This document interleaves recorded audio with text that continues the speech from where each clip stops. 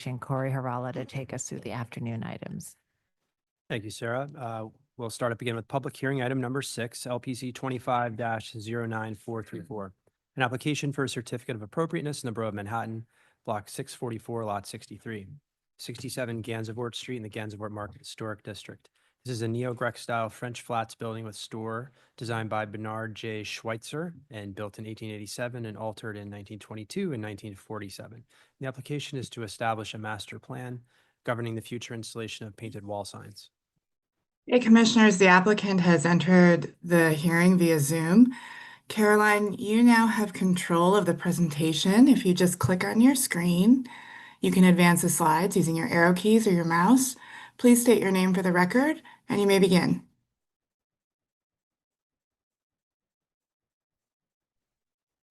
Hi, thank you so much.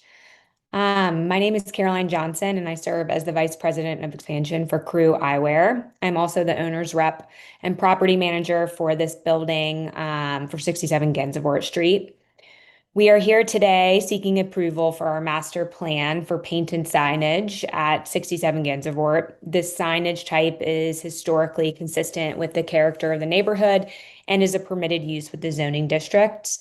Painted wall signage has long been a visual and cultural element of the Gansevoort historic neighborhood and meatpacking neighborhood, and our proposal draws directly from these precedents, which are referenced in the presentation materials we've provided. So although this type of signage is often approved at the staff level, our building falls just under the 100-foot proximity threshold from an existing painted sign on the neighboring property, which you can see right here in this rendering, that Maui Gym sign.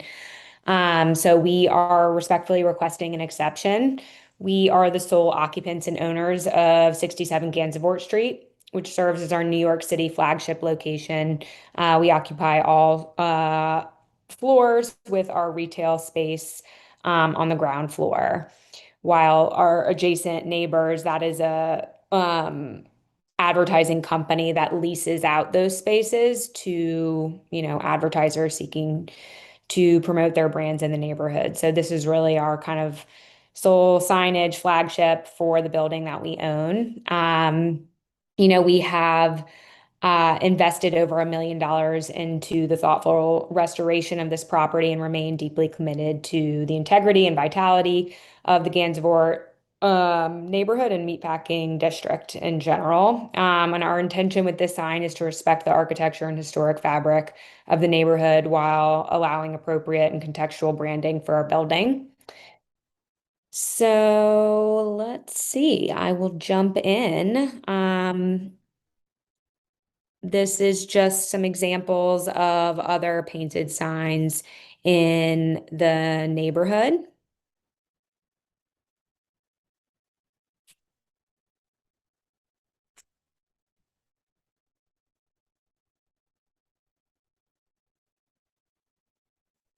Sorry, hang on one second.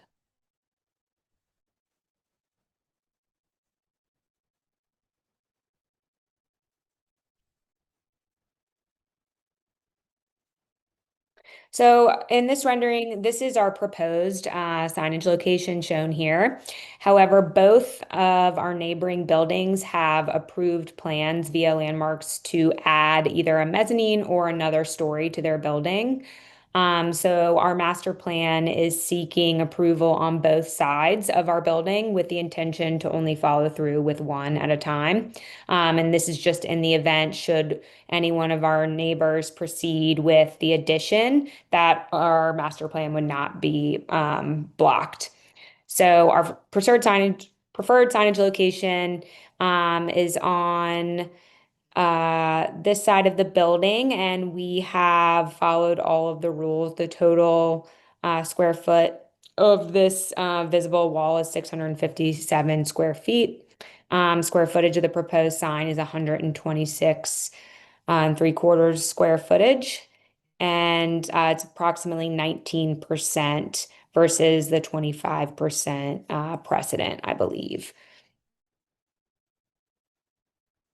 It's 3 feet off of the facade and 2 feet from the parapet.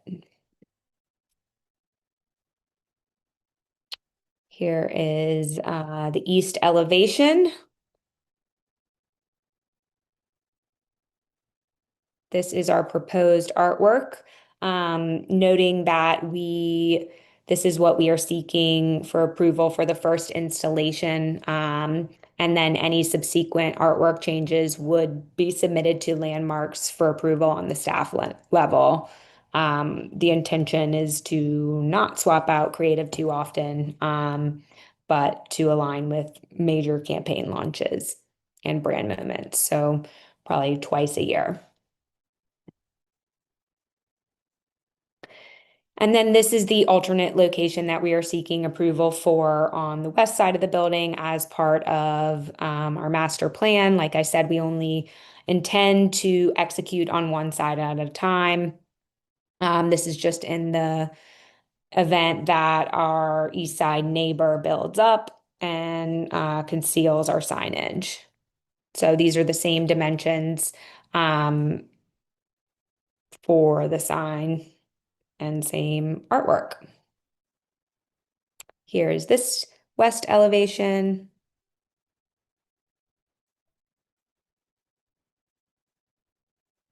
Proposed artwork. And then just noting the approved plans for additions at 69 Gansevoort Street and 65 Gansevoort Street for context of what has been approved. We've spoken with both neighbors and don't believe they have any timelines associated with these build outs, but we've been aware that these plans have been approved and in the works for many years now since we bought the building in 2020. So noting that here for context. And that is it.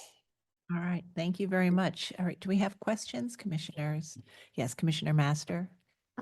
So it sounds like the east side wall is your preferred sign location.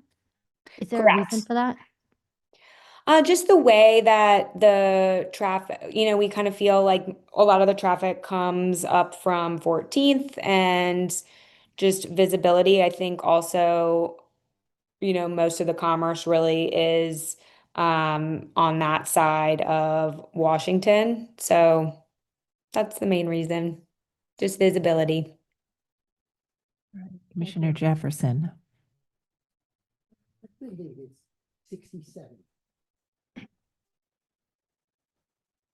That's 67. Right, so the 67, which building is 67? yeah, it's the labeling is a little bit funny, but 67 is the application site, and that is the 3-story brick building with the canopy on the right side of the photograph. Yeah.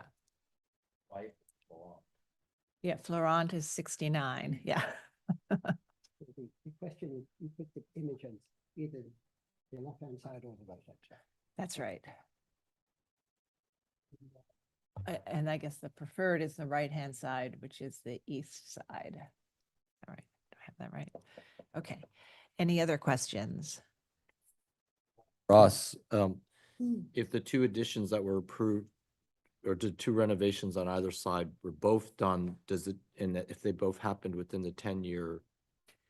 So those approvals have, they have a 6-year expiration date, but they have an option to renew it for an additional 3 years if they do so before the expiration date. So if they file their final filing drawings and receive their final permit before the end of the 6 years or 9 years, if they've asked for the extension, it would block portions of the sign. Okay. Yeah, the sign would not be protected in any way. All right, any other questions? All right, we're going to move to public testimony and then I'll come back to you, Ms. Johnson. Is there anyone in the room who would like to speak on this item? Right, noting that there isn't, I will turn it over to Stephen Thompson to see if we have any remote participants. Those joining us via Zoom who would like to offer testimony, please use the raise hand function, after which you will be promoted to panelist, and we ask you to unmute yourself, state your name for the record, and you will have 3 minutes to speak. Our first speaker will be John Graham.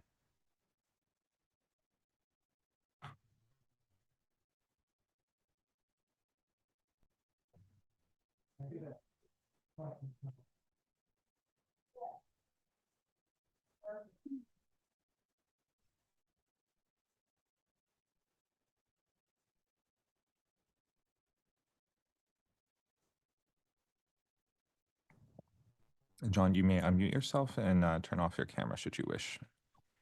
Sorry, Commissioners. Good afternoon, Commissioners. John Graham for the Victorian Society in New York. We take our usual position on proposals for painted signs in historic districts. We think the presence of such signs in this district is appropriate.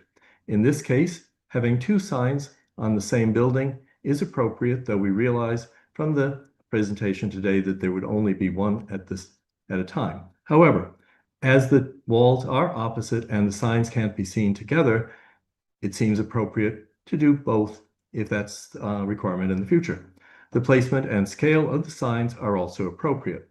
However, we find that such signs can be appropriate only if the graphic quality of the sign is harmonious with the district.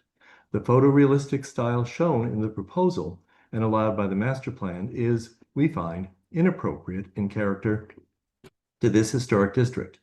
It's jarring and a reverse anachronism. While modern buildings in a historic district can be harmonious and contextual through proper use of materials and designs, these signs, by their nature, cannot be. We aren't suggesting that the Commission regulate content, only style. We believe regulating graphic style for signs is within the Commission's purview. If the Commission can't or won't ensure that the graphics are harmonious with the character of the district, then we have to recommend denial of the proposed master plan. Thank you, Commissioners. Thank you. Anyone else wishing to join us and offer testimony, please use the raise hand function.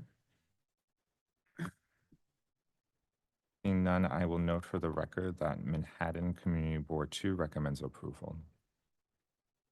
Thank you. And just to, for those of you who don't know the history of the Commission's regulation on painted wall signs, we know that in particularly commercial and industrial, formerly commercial and industrial historic districts, painted wall signs were common on undeveloped side facades. They tended to reflect an occupant of the building. And we, in the past, have developed over a series of time, we developed a policy for reviewing these signs. And the issue of the graphics has come up during those prior discussions, and whether it should be more illustrative or more text versus image, or not photorealistic or photographic. And we had a very long presentation by a company that does painting of historic buildings and of signs. And that presentation really focused on the painterly quality of the signs, even if they have a more photogenic or photographic appearance. And I think as a commission at that time, we accepted that they were still painted signs and had a painted quality about them, a painterly quality about them. And then over time, the commission has adopted rules that really formalize the policy that we had been applying over the years for painted wall signs with respect to overall size, percentage of the visible surface area, and setbacks from the roof line, the facade, and overall dimensions requiring a border. And at that point, we also had in a public hearing discussion about the painterly quality, and determined that as long as the sign fit within the size requirements with the border, that we would not regulate we would not require a certain type of sign in terms of text or graphic images. So this application doesn't meet those rules. It's before us today, and partly because it is seen in conjunction with another, well, if it's on the east side of the building, it's seen in the conjunction of another building nearby with a painted wall sign. So we are looking at it, and we can certainly take a different position than the policy that we've approved elsewhere for these painted wall signs because it is before us, but I just wanted to give you that framework that in general, we have determined that these sort of more photographic imagery, the more photographic imagery has a painterly quality that's consistent and given the size requirements, doesn't detract from buildings. And so if that helps at all. I'd like to ask the applicant if you'd like to make any other final statements before we move to our discussion. No, I don't think so. Thank you so much for the time and the opportunity. And we also appreciate the feedback on the painterly quality. And, as I mentioned in the introduction, we are seeking to be historically and contextually significant here and want to fit in with the neighborhood. So we will take all of that into account in our creative submittals going forward. Thank you. All right, so I think if there are no other questions, we'll move to our discussion. So Commissioner Chu, would you make a motion to close the hearing? So moved. Thank you, Commissioner Master. Would you second that motion? Second? All in favor, say aye. Aye. Any opposed? Okay, so I think I laid out the sort of context in which to evaluate this painted wall sign. They are proposing two alternative locations depending on whether an addition gets built on either neighbor. And I think we can evaluate either location and come to a determination on whether giving them an option is appropriate or one side is appropriate. Commissioner Jefferson, would you like to start? Well, I was somewhat confused about this one, and I didn't realize that. The question I have is whether we can say they can use both locations, but alternately, or as the staff suggests, the east location for some reason. And I had no idea why or how to make that decision. I think the reasoning behind that is because if it's on this facade, the right-hand side, the west side or east side, this is the east side, it is seen in conjunction with another approved painted wall sign that's very nearby. And if it's on the other side, you don't, while it faces the sign, you would see it not in conjunction with this, the sign on the opposite wall. I think actually the Victorian Society, but for the graphic imagery, thought that either side could be appropriate. I can accept that premise. If you see it, just too many of them lining up becomes, then must go rather. If they're separate, makes sense. Okay, so you think the west elevation would be the between the appropriate right side? and Sorry, the the east, west, west. west. West, the west side, this side. All right, Commissioner Goldblum. I think the proposal is fine. The only thing I would just ask the staff, the renderings that, like the one we see here, have a bit of forced perspective, I think, on the pink square, which when they put a sign to it, it was shown to be, it's intended to be rectangular. I think that as long as this and the other one also had a kind of an oddly perspectivized shape, as long as it's rectangular, I'm fine with it. Okay, and do you have I'm a, fine with it on both, either on s- either either side. side. I don't really have an issue with it. I'm a big fan of the painted wall signs. More the better. okay. And we would use the actual drawn elevations for the Right. size and shape. Right. Okay. Commissioner Master? Yeah, I agree. I think that their preference for the east wall, I think they justified by saying that that's where more of the traffic is. So I would support the painted wall sign on either side.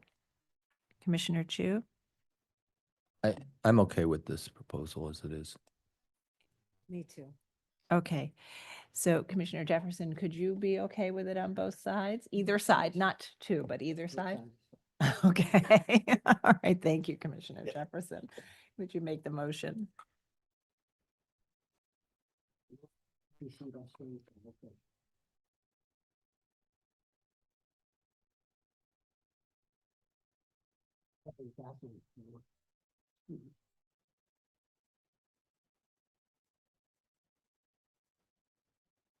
Intention is to establish a master plan for government.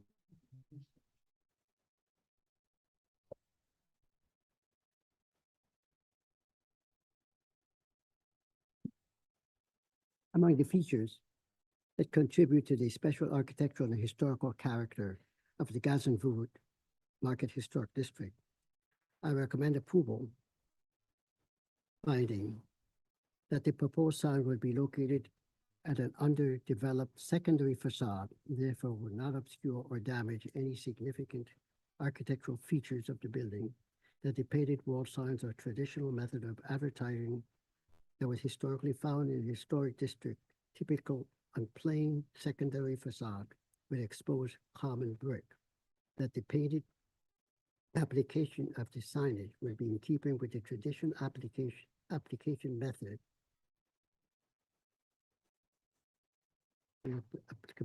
and commercial character of the painted wall signs.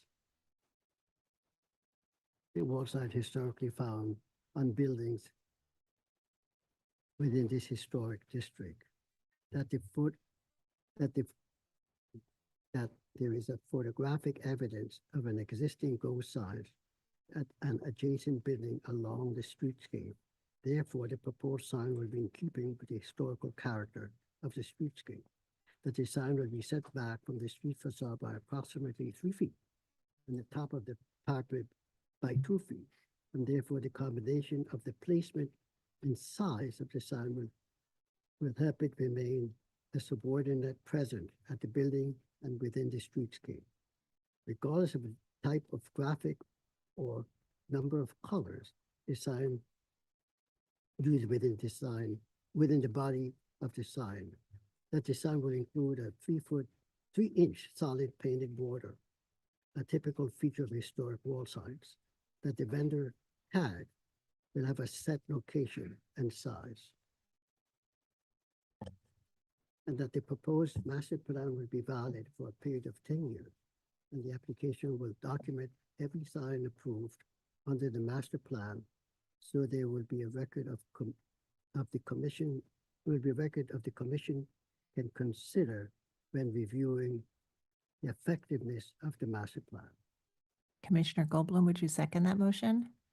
Thank you. Mark, will you call the vote? Chair Carroll, Aye. Commissioner Chu, Aye. Commissioner Goldblum, Aye. Commissioner Jefferson, Aye. Commissioner Lutfi, Aye. Commissioner Master. Aye. With 6 in favor, none opposed, the motion passes.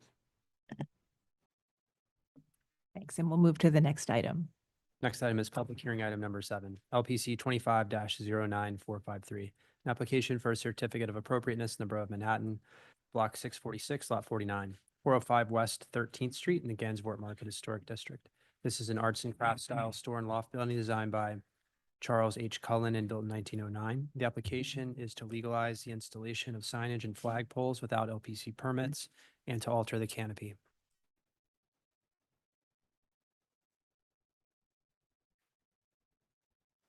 I'm Cynthia Ng. I'm the architect of record representing the tenant at 405 West 13th, Sandro and Maj.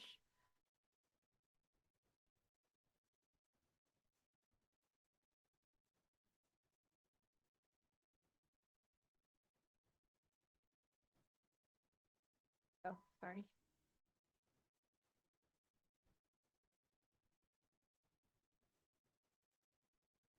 That's existing today. Now a 3-story office and retail renovation of what was once a pork and poultry warehouse on it around 2021. And we are one of the new retailers that fitted out 2 spaces, one for Maj and one for Sandro, as you can see in the signage. I'll be presenting 4 signage conditions that are non-compliant and asking for legalization, and 1 new proposed condition at the canopy. There's a close-up of the existing Maj signage.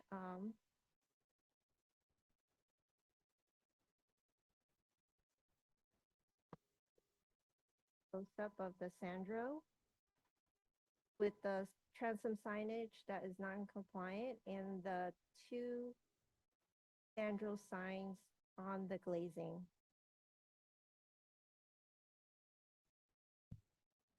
The landmarks map showing the location. Overhead view. The designation photo.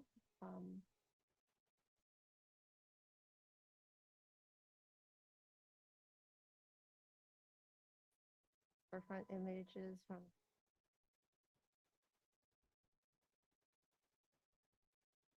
the renovations from 2021. Close-up of the transom signage that are non-compliant due to the installation of the signs to the glass. It was proposed to be a halo backlit sign. However, the vendor, in order to apply it more securely to the glass, utilized a full acrylic backing in order to adhere to the glass and made it appear to be edge lit rather than halo lit. And here are the transom shop drawings, signage shop drawings. You can see it's proposed to be halo reverse lit channel letters. Acrylic pads that were singular, and it became a full acrylic pad in order to adhere more securely to the transom glass.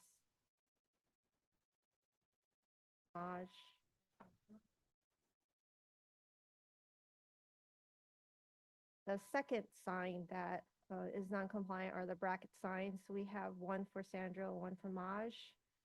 It is 40 inches long rather than the maximum 36 inches. So they're 4 inches larger than allowed per landmarks rules and regulations. The bracket sign is shops, and you can see it's 40 inches long by 14 inches high. Same for the Maj, same 40 inches by 14 inches high. This is the Sandro window signage. The thickness is non-compliant. It is 3/4 inch thick.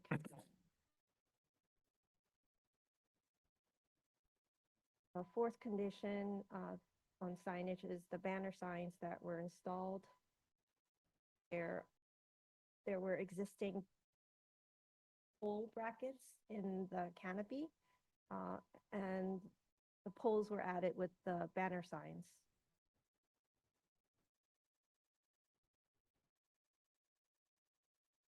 Example, YSL flag banner in the same district, smaller at a corner.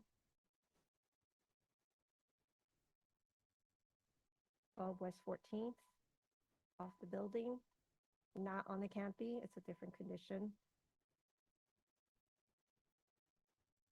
And I move on to the new proposal, which is to change out the existing metal decking that is on the canopy. Part of it at the rear you can see is already covered with clear material or translucent type material. It was a existing condition inherited from the landlord. We did not create this condition. It was just existing, and we would like to change out the entire canopy of the corrugated roofing panels Trying to get into this. to be Sorry. clear so that there's more light beneath the canopy. There's another view. You see it here that there's a section that was already replaced. We don't know why it was done this way. Perhaps there was some damage and they just used clear material in this section, but we tend to like it, which will lighten up the area underneath the canopy and provide more light to the retail storefront. Here's an example of a nearby landmark building with a similar translucent canopy, 440 West 14th. Close-up of the same building and material. And this is what we would propose to replace the corrugated metal roofing at the canopy by polycarbonate flexi material that's lightweight. That's it. All right, thank you. All right, any questions on this application? All right, let's see if we have any testimony. I don't think we have anyone in the room to speak on this item, so I will turn it over to Stephen Thompson to see if we have any remote participants. Those joining us via Zoom who would like to offer testimony, please use the raise hand function, after which you will be promoted to panelist. We ask you to unmute yourself, state your name for the record, and you will have 3 minutes to speak. Our first speaker will be Chloe Gregoire.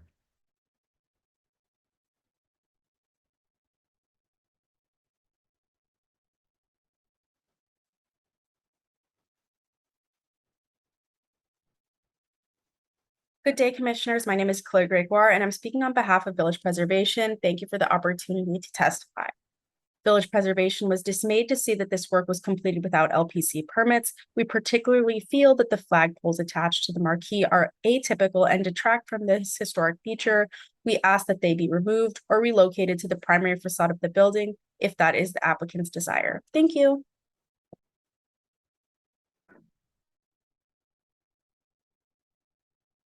Our next speaker will be Kaylee Johnson.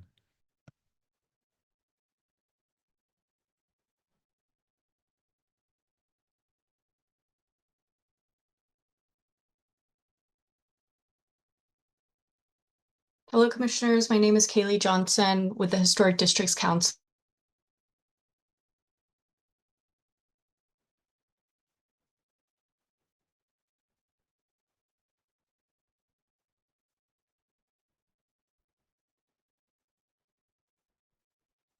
Hello, Commissioners. Kaylee Johnson with the Historic Districts Council. HDC finds the proposed canopy to be appropriate as well as the transom and bracket signs. We do, however, object to the flag banners and believe they should be removed. Thank you. Our next speaker will be John Graham.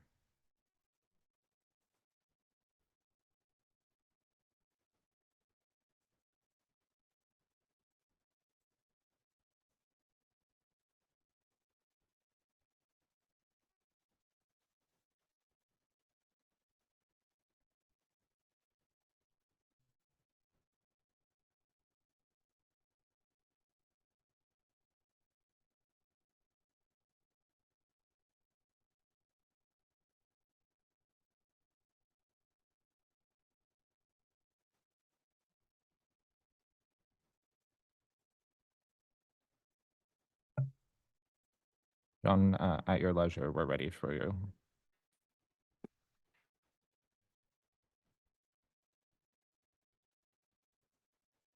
Sorry, I didn't think it was at leisure. It was in anxiety.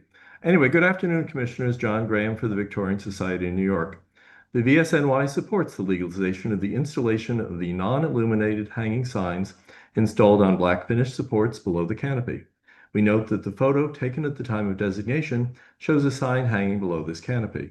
We also support the illuminated signs at the transoms and the proposed alterations to the canopy.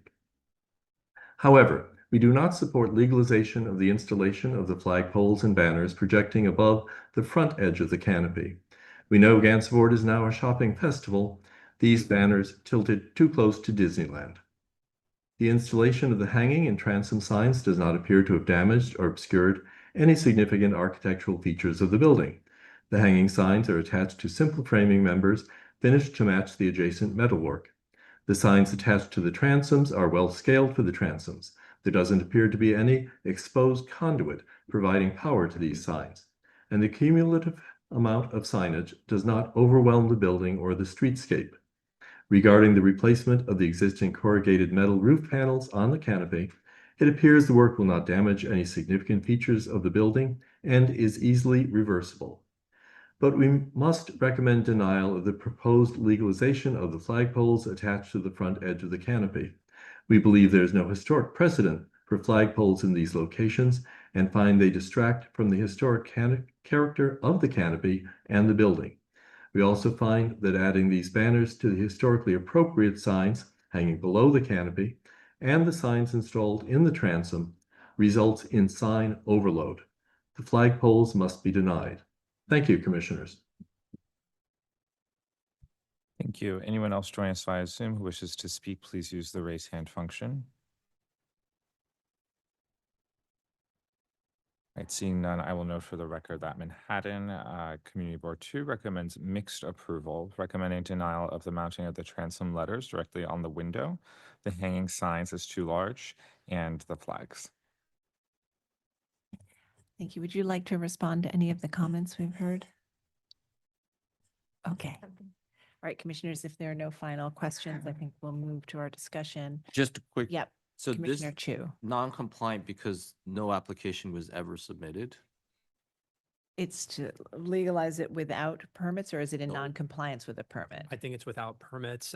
The applicant used the word non-compliant, probably in discussion with what would meet staff rules or what wouldn't had they applied with us, but my understanding is they did not apply with us.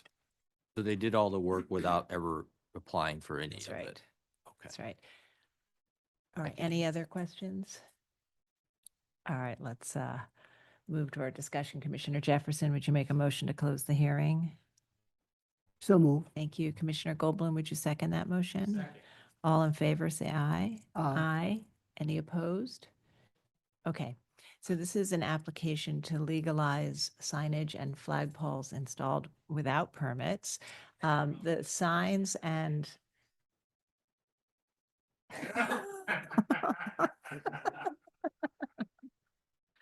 I mean, as is, when work happens without a permit and they file for it after the fact, the staff will work with them to see if a permit can be issued. And that would mean at staff level that it would meet our rules. In this case, working with the staff, they determined that the signs are just slightly different than what the rules would allow, slightly larger, and the type of lighting is slightly different than what the rules would allow. The flagpoles, I think in any event, would have required a commission approval. And so the application is to legalize those three aspects with, and then to further replace the corrugated metal canopy cover with a polycarbonate corrugated cover, which to create more transparent, translucent surface that would provide light. This is something that the commission has approved elsewhere in this district and in Tribeca as well, as buildings have been converted there over the years. Sarah, it also shows two types of downlights under the canopy. Is that something that would normally? The light fixtures meet the rules for staff level work. Okay. Okay, so it's the edge-lit signage in the transom, the hanging signs, and the flagpoles, and then the corrugated polycarbonate cover. Commissioner Master, would you start this one? Yes. In general, I'm going to agree with the testimony. I think that on the transom, the illuminated lettering, which is typical, is appropriate. The bracket signs are also appropriate. I think the canopy material, which brings in light, a translucent material, is appropriate. And the window signage, the letters are fine and appropriate. The only thing is that the canopy flags are not typical, I think, of this district. And when you showed us examples, I think those examples were significantly smaller in scale. So I would recommend removing the canopy flags. Commissioner Chu? I would agree that the flagpoles at the end of the canopy are not appropriate in this condition as shown. In terms of the hanging signs, I believe that they don't meet our regulation by 4 inches. In order to be approved at staff level. Oh, in order to be approved at staff level, Yeah. I see. And then at the transom sign, in terms of its lighting, was also in order to be approved at staff level, as shown. The would- staff can would- approve a halo lit, and this is a edge lit because the back surface is covered. Okay, so in terms of that, I think that the general appearance is close enough. I can see why the detail didn't work. I don't think the appearance would be greatly different. In terms of the canopy material replacement to like the polycarbonate corrugated is appropriate. So essentially, I think my biggest issue is the flag poles at the end of the canopy. Commissioner Lutfi? Yes, I agree with Commissioner Masters. It's really just the flagpoles that are inappropriate. Commissioner Jefferson? I agree with. Okay, and Commissioner Goldblum? I generally agree. I think the flagpoles are a definite no. My only concern about the polycarbonate is that the staff should check that out and make sure that that is not a material that gets all crackly and milky under UV. And also because it's clear, it will look dirty after about a week. Mostly when you see these canopies done, they're done either with textured glass or with wire glass that has a pebbly finish or with fiberglass that's milky. So it might be to their advantage to consider something that's a little less transparent. I think that the canopy sign should be cut down. I think it's a bad precedent, and I think that it's a creepy, kind of thing that can creep up. So I think that we should keep it to the right sign, and it looks like they can do so without much difficulty. I have no problem with the edge lit. I think it's actually a good thing that we could look at making those okay for staff to approve, because I think the general effect is Okay, all right, so I think where we are, and I do think the polycarbonate is something we have approved also elsewhere, so we can look and see how it's aged, and the staff can continue to have those conversations with them, and it may be in their interest to, if we find that it is aging not well, that to look at something else. But I think in the meantime, I think we have, since there are only 6 of us today, we'll do an approval with modifications that that the hanging sign, would the hanging signs be reduced to meet the rules, and that the flagpoles be eliminated?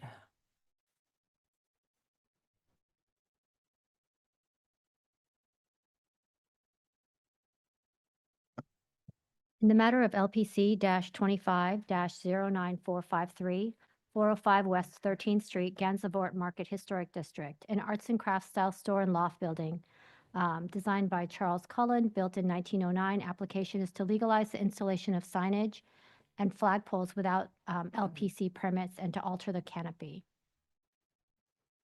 I note that the building style, scale, materials, and details are among the features that contribute to the special architectural and historic character of the Gansevoort Market Historic District.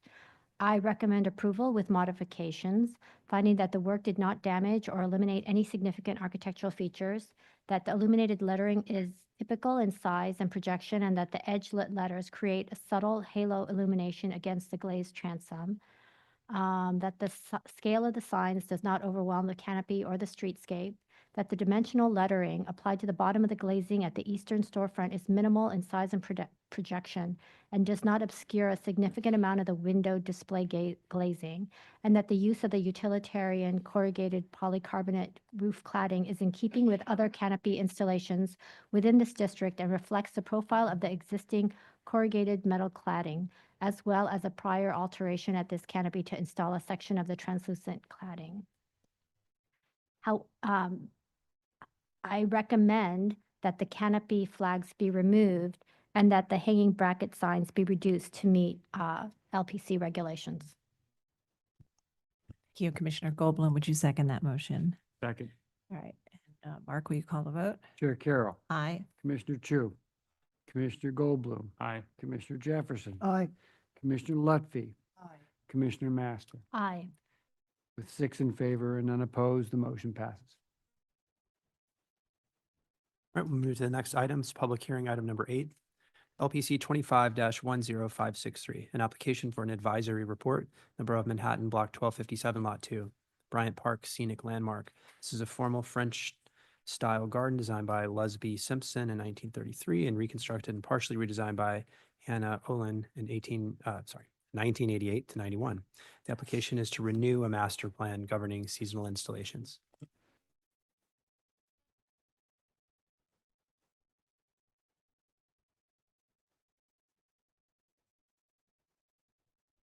Hi, everyone. My name is Mark Botto, and I'm with the Bryant Park Corporation. We're here to talk about the renewal of a master plan governing the seasonal installations in Bryant Park. There you go. A similar master plan was reviewed in 2016 and was approved for a 10-year term. At this time, no significant changes are proposed to the previously approved plan.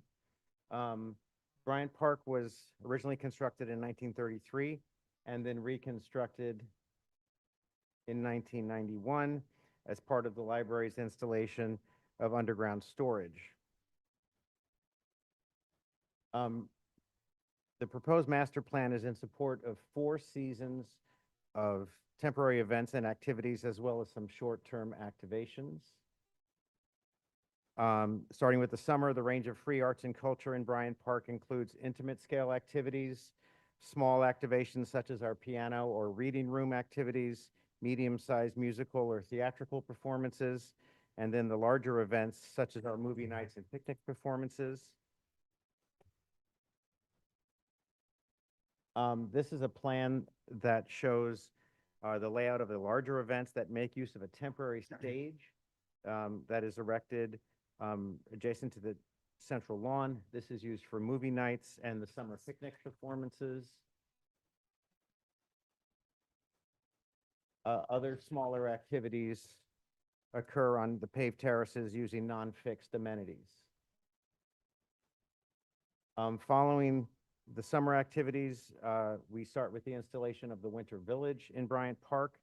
The holiday market there debuted in 2002 with the ice rink added in 2015. The ice surface sits directly on top of the underground stacks.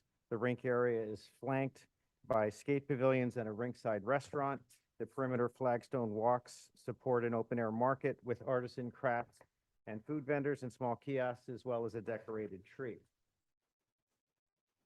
This plan shows the open-air market in green. Those are the temporary kiosks. The blue central area is the ice rink and pavilion area. The kiosks are loaded out in early January. The rink is there through early March. One change from the last master plan in response to park users and our desire to increase the experience of those visiting the Winter Village is we've been experimenting with using decking, temporary decking over the ivy beds, so as to allow greater and freer pedestrian circulation through the park. This is an example of what we're going to try this year. We did a smaller extent of this last year, and we found it to be successful. These are some photographs of that temporary decking over the ivy beds. We restore the ivy beds in the spring and have found this to be a workable plan for bringing more people through the park successfully during the Winter Village. The Winter Village itself, these are all temporary installations. They do not disturb any of the existing paving, the balustrades or other structures. There are no foundations or in-ground elements used in any way during these temporary activations. After the Winter Village is loaded out, the site is regraded and the lawn is reinstalled, and hence the cycle repeats itself. Lastly, there are some short-term activations in Bryant Park. This plan shows all of them, let's call it at once, which does not occur, but just in terms of their locations within the park itself. These are short-term. They usually occur anytime from spring through fall. They're small in nature and typically do not extend beyond a few days, 3 days specifically. These are examples of some of these smaller activations that we do entertain in the park. That's it. right, thank you. Any questions on this, commissioners? All right, let's see if we have any public testimony. Is there anyone in the room who would like to speak on this item? Not seeing any. I will turn it over to Stephen Thompson to see if we have any remote participants. Those joining via Zoom who would like to speak, please use the raise hand function. Our first speaker will be John Graham.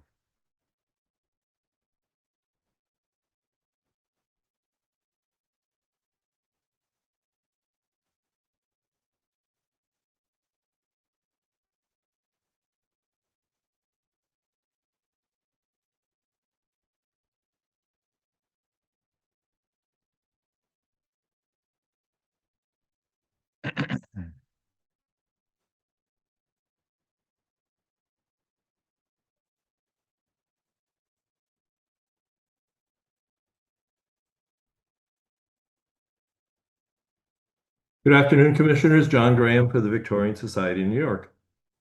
Bryant Park is a Victorian-era park, having been laid out as a park and opened to the public in 1846. Its superb 1934 redesign in the French classical style is a perfect complement to the rear facade of the Beaux-Arts New York Public Library. For those of you who were of age in New York City in the late 1970s and early 80s, you know that Bryant Park was a no-go zone unless you were there for an illicit activity. It was so dangerous and decrepit that in 1973, the Parks Commissioner threatened to close the park permanently. Despite this, the Commission designated Bryant Park the next year as the third scenic landmark, right after Central Park and Grand Army Plaza. No one is more appreciative than the Victorian Society of the work of the Bryant Park Restoration Corporation. It did a magnificent job of restoring and maintaining the park and making subtle changes that completely supported the quality of the 1934 redesign.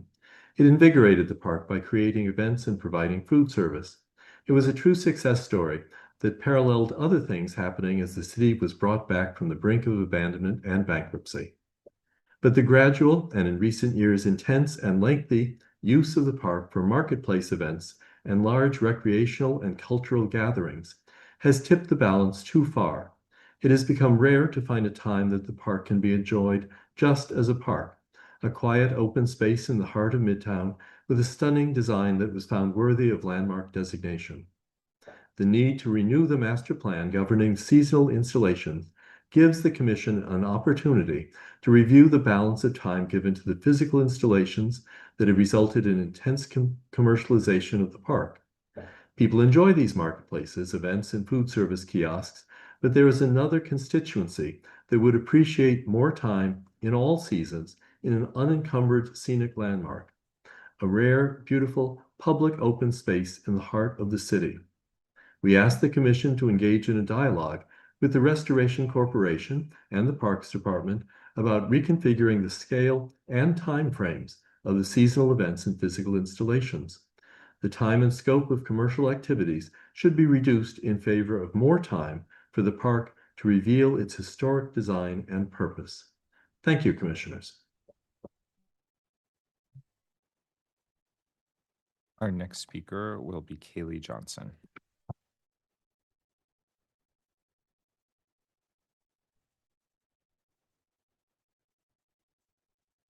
Hello, Commissioners. Kaylee Johnson with the Historic Districts Council.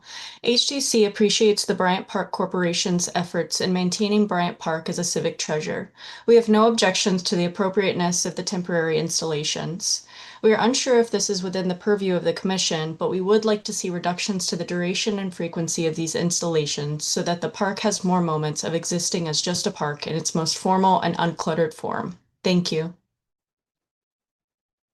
Thank you. Anyone else joining us via Zoom who wishes to speak, please use the raise hand function. Seeing none, I will note that Manhattan Community Board 5, one moment, I'm just pulling that up.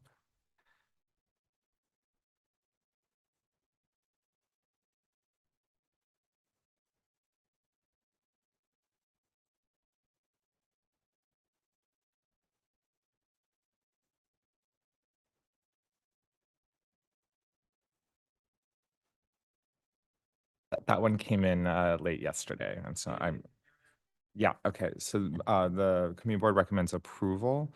noting a few concerns and requests that there be metrics reports disclosing statistics on the frequency of events and park visitation and incidents and high-level indications of revenue, and also requesting fire and safety preparedness, accessibility improvements, including an inclusivity-oriented community advisory committee, and transparency in the public process in collaboration with Community Board 5. All right, thank you. So I think much of those concerns are outside of our purview, but I'd like to ask if you'd like to respond to any of the comments we've heard, including those. The comments that were raised are pretty consistent with a dialogue we've been having internally and also with Community Board. And we will be looking at how the park is used. The park is not exclusively a neighborhood park. It is a park for the whole city. And a big part of the park's restoration is its programming. So we're trying to strike the right balance. But the points are very well taken and they will be considered. Commissioners, any final questions? All right, let's move to our discussion. Commissioner Goldblum, would you make a motion to close the hearing? So moved. Thank you. Commissioner Master, would you second that motion? Second? All in favor, say aye. Aye. Aye. Aye. Any opposed? All right.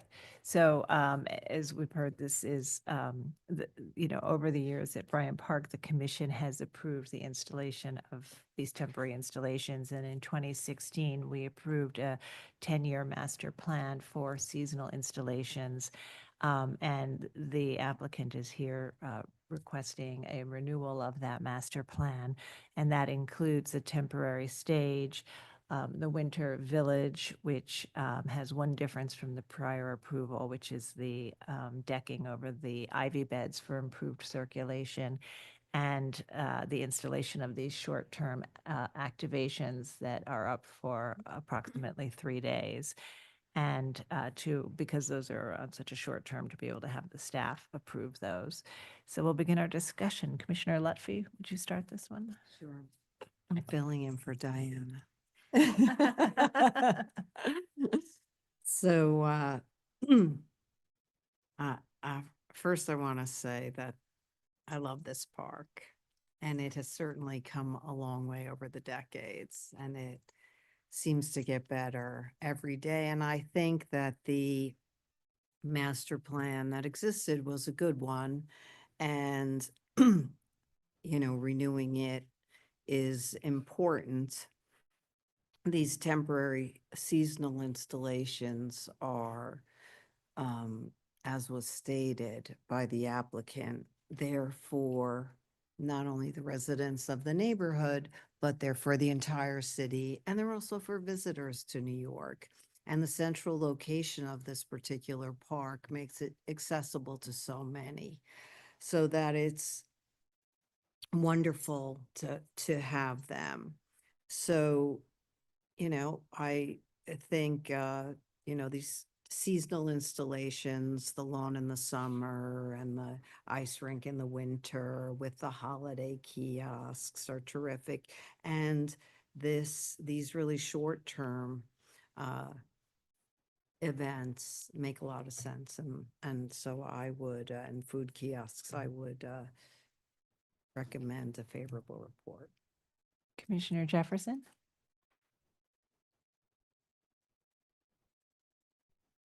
I think the planning, the plan looks great. But I was thinking about this, there's 4 seasons, and the idea of just kind of no activity and each of those seasons, a week or 2, would seem so delightful somehow. It appeals to me somehow. And that's my opinion. Commissioner Goldblum? The short-term stuff is fine. I must say, this does bring out the curmudgeon in me. I feel like a cranky New Yorker. I walk by the park all the time, and in the winter when it's packed with all this stuff, I understand that this is, the Bloombergian devil's bargain, and that you gotta pay for the park, and this is the way we're paying for it, and that's all good, but it's kind of not a park in the wintertime. It's kind of a mall. Now, I guess there's a need for malls, and if that's what buys us the park in the rest of the year, then we got to work with that. But in terms of the historic preservation aspect of it, I mean, I'm troubled by it. You know, I'll vote for it because I don't think there's like a whole lot of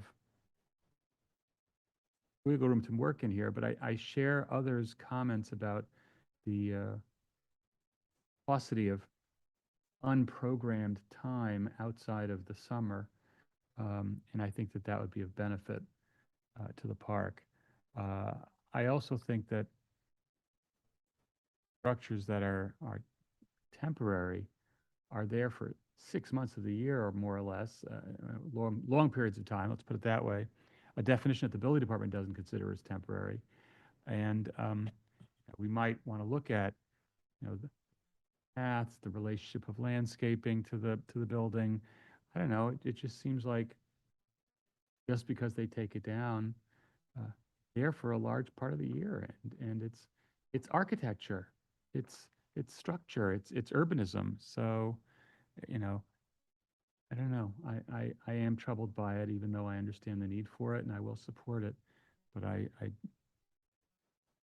it causes me concern. And you know, the decking over of the landscaping, while I understand the functional need for it, again, what you're doing is you're saying that in the times when the park is occupied by the Winter Village, you're going to lose the symmetry of the paths. You're going to lose the width of the paths. You're going to lose the notion that there's landscaping in some places and paths in other places, which many would consider, I think, part of the essence of the design of the park.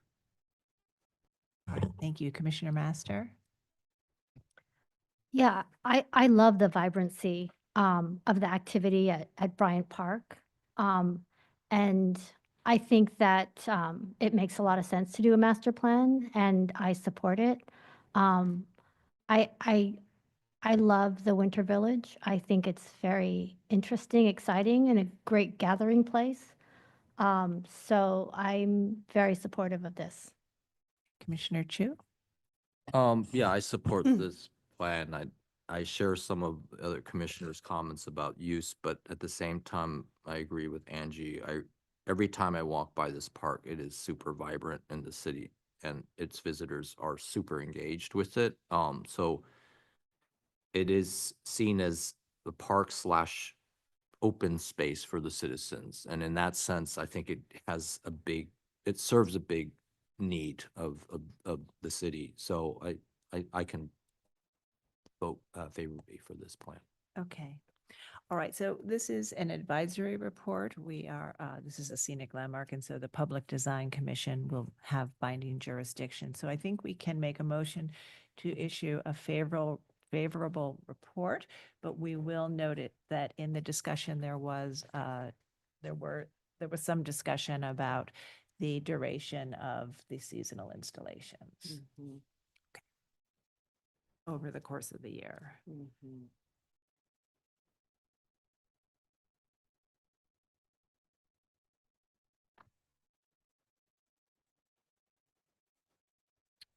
Okay.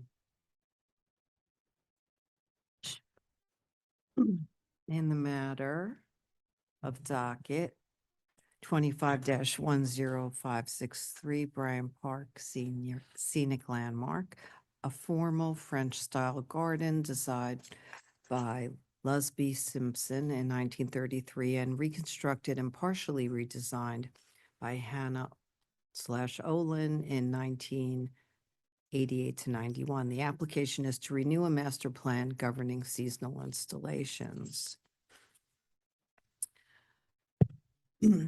I recommend that a favorable report be issued finding that the proposed work will not eliminate or damage any significant historic, architectural, or landscape features, that the temporary presence of the seasonal installations will enhance the public's experience of the park, that the seasonal installations will be removed at the end of each season, that the placement of the seasonal installations, including a stage, a projection screen, a rink, decking, ramps, steps, guardrails, signage, and a limited number of portable pavilions, kiosks, and tents will not diminish the primacy of the formal symmetrical organization of the park and allow prominent axial views through the park. That the shorter-term installations will only occupy a small portion of the park for less than a week, that the lawn, ivy beds, pathways, and other areas disturbed by the temporary installations will be restored after the removal of the temporary installations, that an acceptable plan and time schedule for the dismantling of the seasonal installations will be submitted to the commission as a component of future applications, and that the cumulative impact of these temporary installations will not detract from the special historic character of the Bryant Park scenic landmark. There was also some discussion about exploring the duration of seasonal installations over the course of the year in terms of, how long they're up for. Thank you. And Commissioner Jefferson, would you second that motion? No second. All right. Mark, will you call the vote? Chair Carroll. Aye. Commissioner Chu. Aye. Commissioner Goldblum. Aye. Commissioner Jefferson. Aye. Commissioner Lutfi. Aye. Commissioner Master. Aye. With 6 in favor and none opposed, the motion passes. All right. And I just want to correct for the record, we are advisory on this application, but it is not going to be reviewed by the Public Design Commission because they don't review temporary installations. But nonetheless, we are advisory because we're only binding when we're acting in lieu of the PDC. And in this case, they wouldn't have reviewed it in the first place. And so we are advisory under the landmarks law. So we will issue that report and thank you. And we'll move to the next item. Next item is public hearing item number 9, LPC 25-02404, an application for a certificate of appropriateness in the Borough of Manhattan, Block 1162, Lot 64, 232 West End Avenue in the West End Collegiate Historic District Extension. This is a row house originally built in 1877 and altered in the Beaux-Arts style by Hertz and Talent in 1903 to 04. And the application is to modify the main entry, construct a rooftop addition, demolish a rear addition, and reconstruct the rear facade. Hello, Commissioners and Landmark staff. Thank you for hearing this application this afternoon. My name is Jackie Pudu-Vallon of JPD Preservation Consulting. I'm here today with the architect, Nelson Cordero of Grasso Menziuso Architects. This project is 232 West End Avenue, a house that stands between 2 large apartment buildings on the east side of the avenue between West 70th and West 71st Streets in the West End Collegiate Historic District. For context, on the left is a photo of the east side of the street taken from West 71st Street looking southeast, and on the right is the opposite side of the street. You'll notice that this house looks rather diminutive now, wedged between these 2 larger apartment buildings, and subsequently there are 2 alleyways on either side of this house between it and the apartment buildings. Here's a close-up photo of the front entrance. There's a pair of glass doors flanked by fixed glass panels within this entrance vestibule. This is proposed to be replaced with a wall of paneled wood, windows, transoms, and a door to create a design that is close to the historic condition. Oh, you know what? I should go back. Also wanted to mention the existing gold-painted railings and the black-painted fence on top of the landing were their designation but are not historic. This ironwork is to be removed and or replaced. Here's some close-up photos of portions of the entrance vestibule to help explain what's happening here. The outer portion, the outer stone portion of this arch is original, the part where you see a panel in relief. Then there's a dark recess where there was once a roll gate, and then beyond that, there's a newer masonry arch, and that is a later alteration. Here's the 1940s tax photo and a zoomed-in view of the lower portion of the building on the right. This photo was used to guide the new design for the wall at the vestibule. What we can discern from this angle is that there was a center wood pilaster with a window to the right and a paneled wood, with a paneled wood bulkhead below it, and a door to the left. And here on the left is the 1980s tax photo, and on the right is the designation photo. Here on the left is the existing front facade in elevation, and on the right is the proposed. You can see the change in the window and door assembly at the entrance and the new railings. On the existing condition elevation, you can also see the bulkhead and mechanical unit that's currently on the roof, which does have visibility from the street. And on the proposed elevation on the right, you can see the proposed addition on the roof, which would not actually be visible from over the front facade, but will have visibility from oblique angles through the alleyways to either side of the building.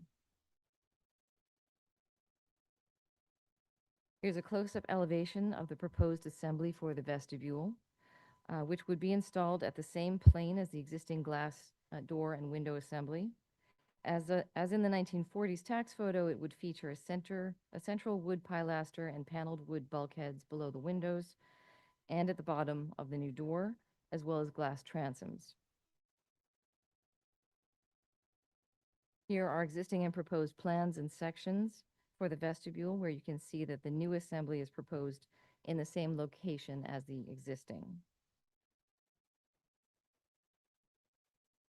Here are additional section details showing the profiles and dimensions for the door, the panels, and the window frames.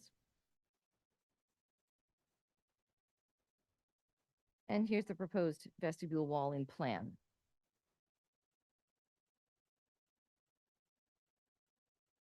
Here are the details for the new railing, which will be installed on the stoop, on the top of the landing, and at the areaways. And this is the intercom that would be installed on the return to the left of the doorway. And now looking at the work at the roof, here are some photos of existing conditions, of the existing bulkhead and mechanicals that are currently at the roof. This roof is filled with mechanical equipment. It's actually really hard to walk around up there and get these photos. But I think this shows enough of the size of what's up there. Here are the existing and proposed roof plans. On top is the existing roof, where you can see the existing stairway bulkhead and mechanical units that are currently visible from the street. In the middle is the proposed plan of the rooftop addition, the new portion of which would be set back from the front facade about 15 feet. You can see the proposed railing at the front and side of the roof. The addition would also be set back 2 feet from the rear facade. And on the bottom is the proposed roof plan for the addition itself, which would have mechanical units on it, as well as a railing installed on top.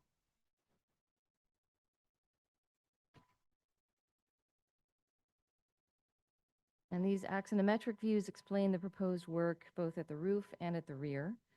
On the left is the existing volume, and on the right is the proposed. You'll note that there is a 2-story rear addition that extends to the rear lot line currently at the lower 2 floors. Now, because the building is returning to residential use from institutional use, that addition has to be removed, and the rear facade also has to be moved in 7 inches. So on the right, you're seeing the reconstructed rear facade noted to be moved in 7 inches, and the removal of the 2-story rear addition. This is to be compliant with the rear yard depth requirement. A balcony and deck with a stair are also proposed at the rear.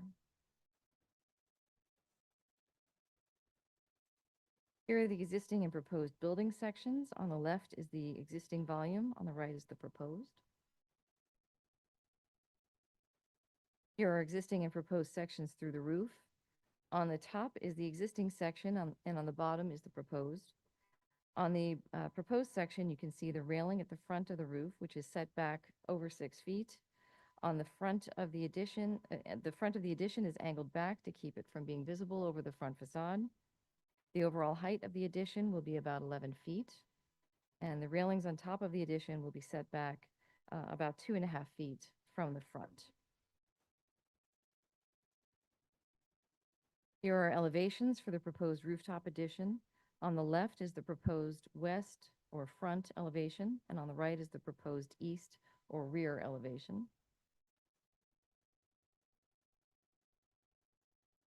Here's the existing sightline section.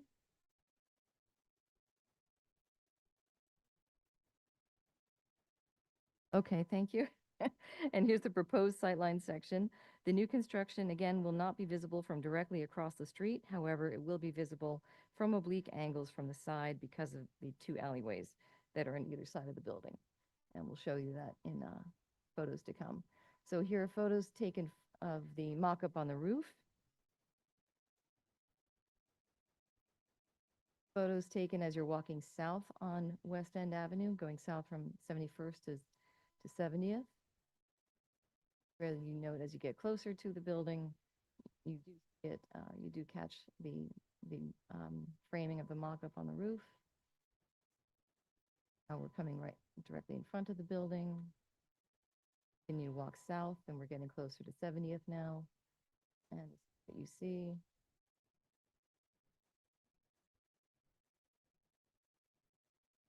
Oh, and I just want to point out here that in terms of context, there's already massive mechanical equipment that's visible from this roof. So in a way, there will be somewhat of an improvement in that these huge air ducts will be removed, and you'll be seeing an addition set farther back than those air ducts.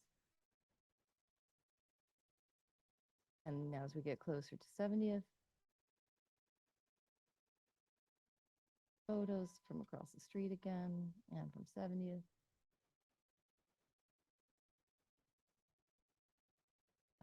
And we also just wanted to point out in context of the block itself, there are other one-story rooftop additions present on other similarly scaled houses. This house is unique in that it's lost all relationship to any other buildings. It's lost the rest of its row. Its row was replaced by apartment buildings in the 20s.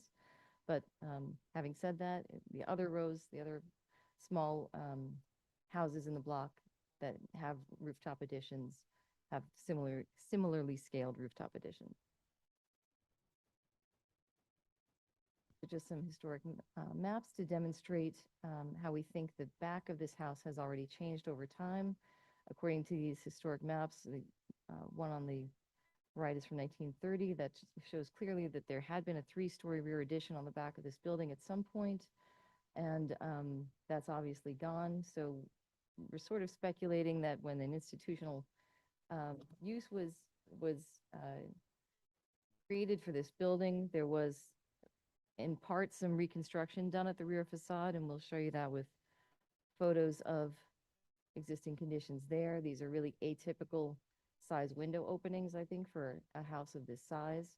So we're not sure exactly what intervention was done here, but something had to have been done if a three-story addition was removed. So there's presently this little balcony at the top floor, and what you're seeing on the bottom of these photos is the two-story rear addition that extends to the rear lot line that we're standing on to take these photos.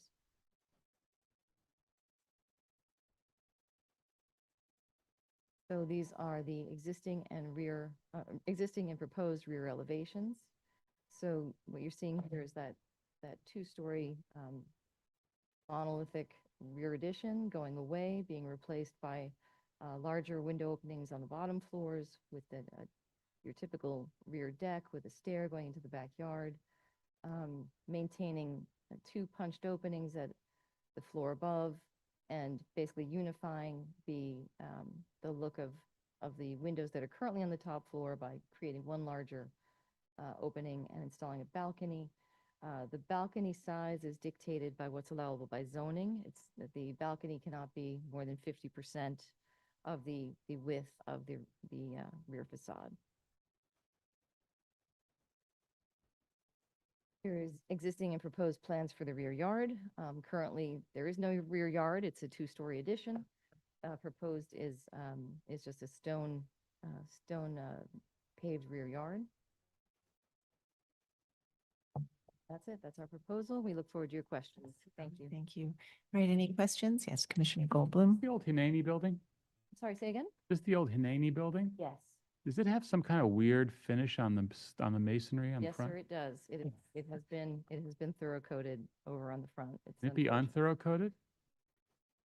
I don't think you can without damaging the stone, but we can pose that question to the owner and see if you want to look into it. Great, thanks. Other questions? Yeah, Commissioner Chu, followed by Commissioner Master. Yeah. You had explained, I didn't.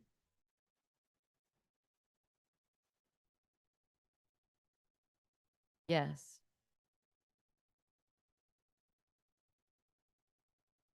Going to the Well, it is landmarked in a district that doesn't, you still have to comply with codes and so I gather in this case, it has been institutional use. And so now to revert it to its original residential use, it no longer would meet the code. I'm not sure why it wouldn't be vested, but Is that, I mean, I'm just curious, existing non-conformance, just not to increase. I'm yeah, just I'm trying to not understand. sure about. On that topic, does this have to do with light and air? Yeah, 30 let feet. me have the architect come speak Okay. to these questions. I do also note, though, that Jackie did explain that the building historically had a 3-story addition, and even in the Sanborn maps, it looks like it's in a different place. So Oh, the resulting, what's there now is not entirely the rear historic. facade isn't the original rear It may not facade. be, or it may be a heavily altered version of it. Okay. It certainly doesn't have its historic fenestration pattern, and Right. with there was a 3-story addition, so something's been changed there. Okay, go ahead. My name is Nelson Cordero. I'm with Grasso Menzies Architects. And just to answer the question, it originally, as it is a commercial building. Which there's no rear yard requirement. Right. Now that we turn that back to a residential building, we're by zoning required to comply with a 20-foot. That's the reason why, we have to do this. That's 20 foot now. Yeah. Sorry. How did But it? it's down to 20 foot now with CVS. Yeah, well, this is a shallow lot, so that's why there's a 25-foot requirement. For the shallow lot? Yeah. Shallow lot, that's a bigger requirement than a regular lot? Yes. Yes. Is that because of light and air or because of? No, just the bulk. This is just a light and bend regulation. Zoning mandates. Light Okay. and vent. So could you theoretically just recess the areas where the windows are by 7 inches No, and leave the rest of the wall? The entire width of the The rear wall needs to be facade. set back. Commissioner Master. Yeah, maybe that answers my question. I just, the front entryway, I didn't know why you were taking away the big double doors and creating a single pane, single door. Is it because of the change from commercial to residential? Well, it was for aesthetic reasons, wanting to create something that looked more residential Okay, and less institutional, but that makes sense. this was, the impetus was to try to copy what's in the tax photo, but even though we got the high resolution tax photo, it's still really hard Mhm, mhm. to see, and it's on an angle, so, there's some conjecture Right. happening. You just don't see that a lot going. And the plane of where you think that historic storefront is more or less where you placed it Well, it's, planned? so, okay, this is what, okay, so you see where I'm pointing here, this part of No. the arch, that is still there, and it has a panel incised in it. But now that has been changed substantially since, where are my pictures? Yeah. Where did they go? Which way am I going? I'm going that way. Okay, let me go back. So the problem is there's a lot of masonry there now. Okay. Okay, sorry, I was going the wrong way. So this portion is what we see in the tax photo, where you see this nice panel incised in the stone. And then at some point, maybe when it became an institutional use building, this secondary masonry arch was added. And that's where the current assembly is installed. Right. So the owner is proposing to install it within this altered plane rather than what was the original, which was probably set back Further. another foot or so. Uh-huh.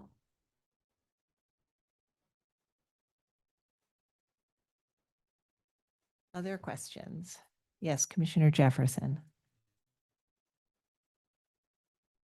The metal handrail at the entrance, Yes. do you need it by code? In your, in the new proposition, you need it by code, a metal handrail? Yeah, so right now those railings is about maybe 30 inches, and you really need a 42-inch railing, you know, Thank by you. code. All right. Any other questions? Okay. Is there anyone in the room who would like to speak on this item? Noting that there isn't, I'll turn it over to Stephen Thompson to see if we have remote participants. Those joining via Zoom who wish to offer testimony, please use the raise hand function. Our first speaker will be Megan Fitzpatrick.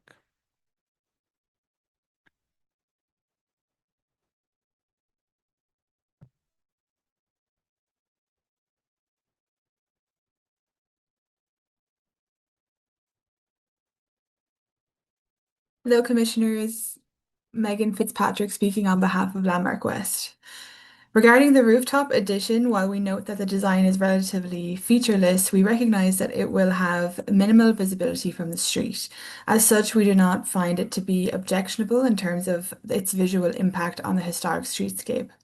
However, we would prefer to see brick used rather than stucco for the facade of the addition, as it would be more consistent with the historic character of the building and the district. We also recommend that the proposed balcony at the fourth level be widened to match the width of the new doors. We believe this adjustment would create a more balanced and intentional design. We appreciate the proposed work at the main entry and commend the effort to replace the existing glass doors with what is believed to be the historic condition. This kind of sensitive restoration work contributes meaningfully to the building's architectural integrity. Our Certificate of Appropriateness Committee recommends approval with those modifications mentioned. Thank you.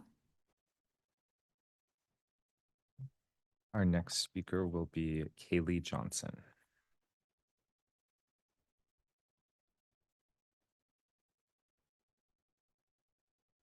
Hello, Commissioners. Kaylee Johnson with the Historic Districts Council. HDC finds the proposed rear facade to be inappropriate in composition and in need of further design refinement. For example, the proposed deck is not the full width of the masonry opening and the doors behind it, and there should be a direct relationship between the two. There is a lack of compositional clarity that needs to be addressed. Thank you. Our next speaker will be John Graham.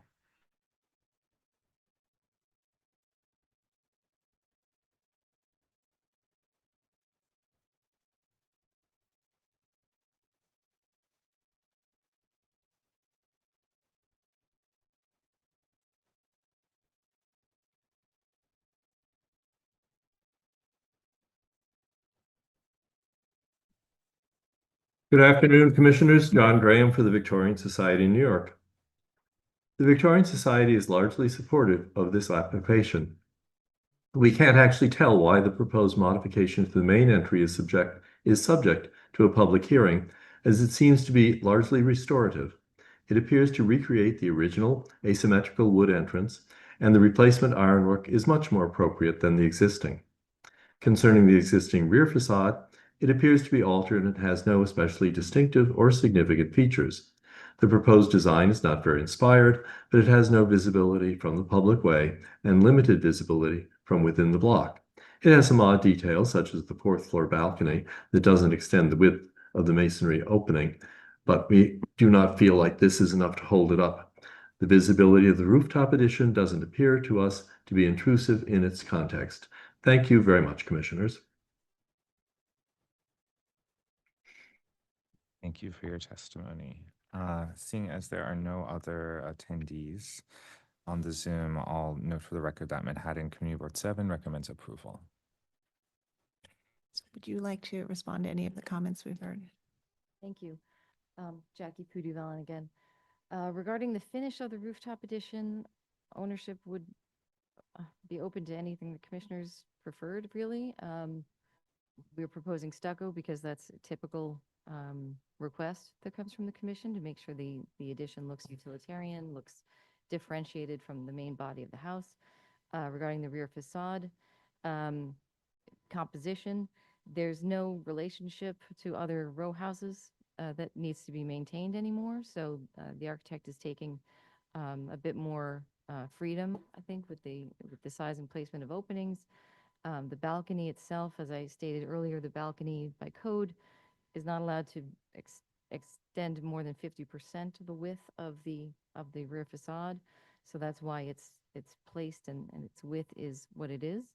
And the commission has approved similar installations for balconies at other houses I can think of in the West End Collegiate Historic District and the Upper West Side Historic District. 167 West 85th, 254 West 88th, 256 West 88th.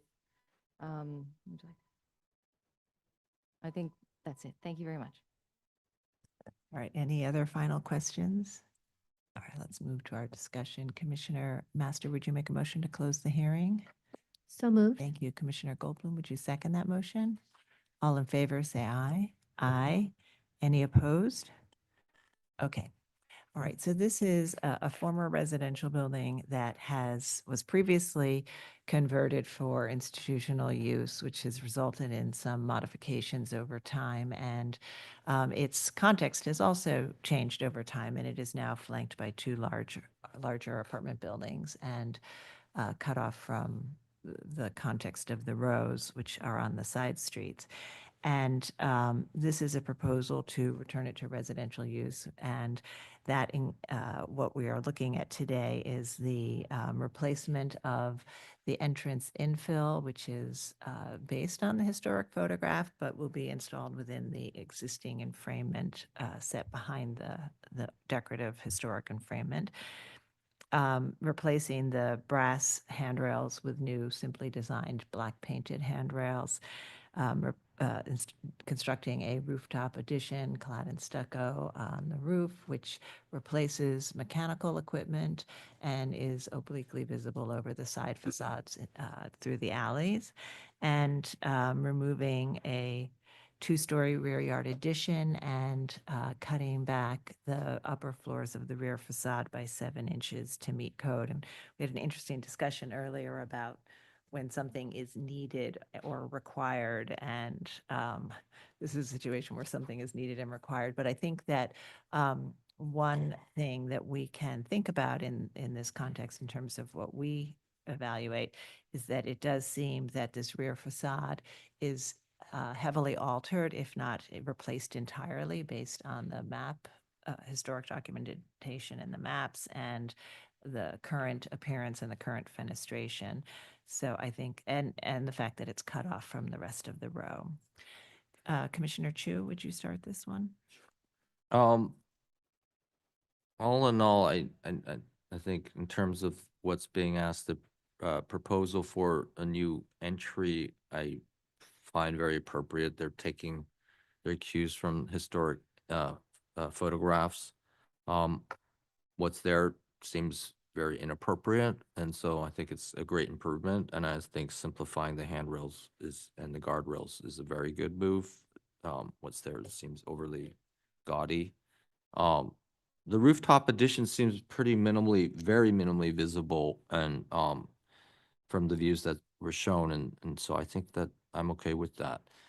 The rear facade, as we discussed at length, has no historic fabric. It has been replaced. They're trying to comply with what's needed for conversion of adaptive reuse and residential code.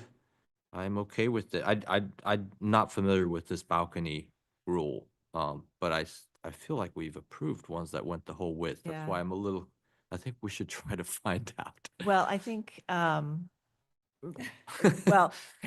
I mean, I think Jackie actually had some addresses sort of miraculously off the Yeah. top of her head where we've approved balconies that don't go the full width of the opening, but it seems that under the rule, under building code, you Building code can't rule. exceed 50% of the opening. Okay. But I think from our perspective, again, we can think about, is it visible from a public way? Does it conform to a row, or is it part of the context of a row, which in this case it's not, and that may be a reason to allow a little flexibility on something that might be an awkward design. Okay, appropriate. Right, Commissioner Lutfi? I think perfectly. I think it's appropriate. All right, Commissioner Jefferson? Totally appropriate. Commissioner Goldblum? I agree. I am mystified by the code analysis because I mean, I'm looking at the zoning code now. It's 20 foot for a rear yard for residential. And if it's a shallow lot, you reduce it from 20 foot down by 6 inches, et cetera, down to 10 feet. So I think 25 feet, I would just say double check that because who wants to spend several $100,000 ripping off the facade for 7 inches, and then you get to keep some historic material at the same time. And I think if the applicant can work with staff on the front facade restoration, it would be a major win for the district because that facade material is disgusting. It's like it's like somebody took sponge art and kind of did gray sponge art on the facade of this gorgeous Beaux-Art building. It's really a shame. Commissioner Master? I find this appropriate. Okay, so I think what we'll do is we'll make a motion to approve it. We can, the thorough code is not technically before us, but we can ask them to explore that outside of the approval today and, and confirm the code requirements. But I think that with the altered facade, I think we all are comfortable with the changes. Okay. Okay, in the case of LPC 2502404, 232 West End Avenue, West End Collegiate Historic District Extension. Row house originally built in 1877 and altered in the Beaux-Arts style by Hertz and Talent in 1903-4. Application is to modify the main entry, construct a rooftop addition, demolish a rear addition, and reconstructing a rear facade. I note that the building style, scale, materials, and details are among the features that contribute to the special architectural and historic character of the West End Collegiate Historic District. I recommend approval, finding that the proposed work will not damage or eliminate any significant architectural features, that the proposed entry infill comprised of an off-white painted wood window and door assembly above paneled bulkheads with a central column to be installed forward of the historic recessed plane, and following the curvature of the opening will recall missing historic features and bring the facade closer to its original appearance. That the proposed simply designed black painted ironwork at the areaway and stoop will be in keeping with the scale and placement of the historic missing historic ironwork while meeting current code requirements. That the proposed stucco-clad rooftop addition will be set back from the front facade and will be visible only from angles from the north and south through adjacent alleyways. That the building is nestled between two much larger apartment buildings in the presence of a modestly visible one-story rooftop addition will not overwhelm the building or the streetscape. That the rooftop terrace railing will be of a simple design and will only be partially visible from directly across the street. That the demolition of the existing full-height rear yard addition which is necessary to meet zoning setback requirements for residential buildings, will not damage or eliminate any significant architectural features and will increase the green space at the center of the block. That the new rear facade featuring common red brick punched openings with sliding doors and double hung windows, a metal deck, and an upper balcony will be of a simple design and will not interrupt the cohesive row of the rear facades, and that the work will not detract from the special architectural and historic character of the West End Collegiate Historic District, and that the applicant work with Landmark staff to explore removal of a post-applied coating. Right, of which the is stone. not, the approval is not contingent Not upon that contingent, right, because it's okay. not before us, but Right. we'd encourage it. Encourage that. All right, Commissioner Lutfi, would you second that motion? Second. Mark, will you call the vote? Chair Carroll, Aye. Commissioner Chu, Aye. Commissioner Goldblum, Commissioner Jefferson, Aye. Commissioner Lutfi, Commissioner Master. Aye. 6 in favor, none opposed, the motion passes. All right, that's approved. Thank you. We'll move to the next item. Next item is public hearing item number 10, LPC 25-05641. An application for a certificate of appropriateness in the Borough of Manhattan, Block 1186, Lot 74, 381 West End Avenue in the West End Collegiate Historic District. This is a Flemish Renaissance Revival style row house designed by Frederick White, built in 1885 to 86. The application is to legalize reconstruction of the secondary west facade without LPC permits.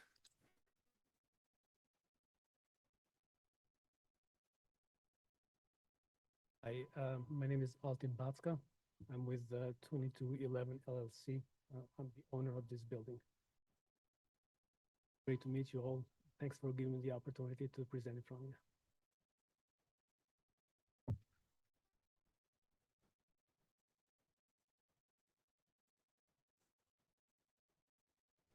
All right, sorry. This is just some building information. This building has been in front of you before.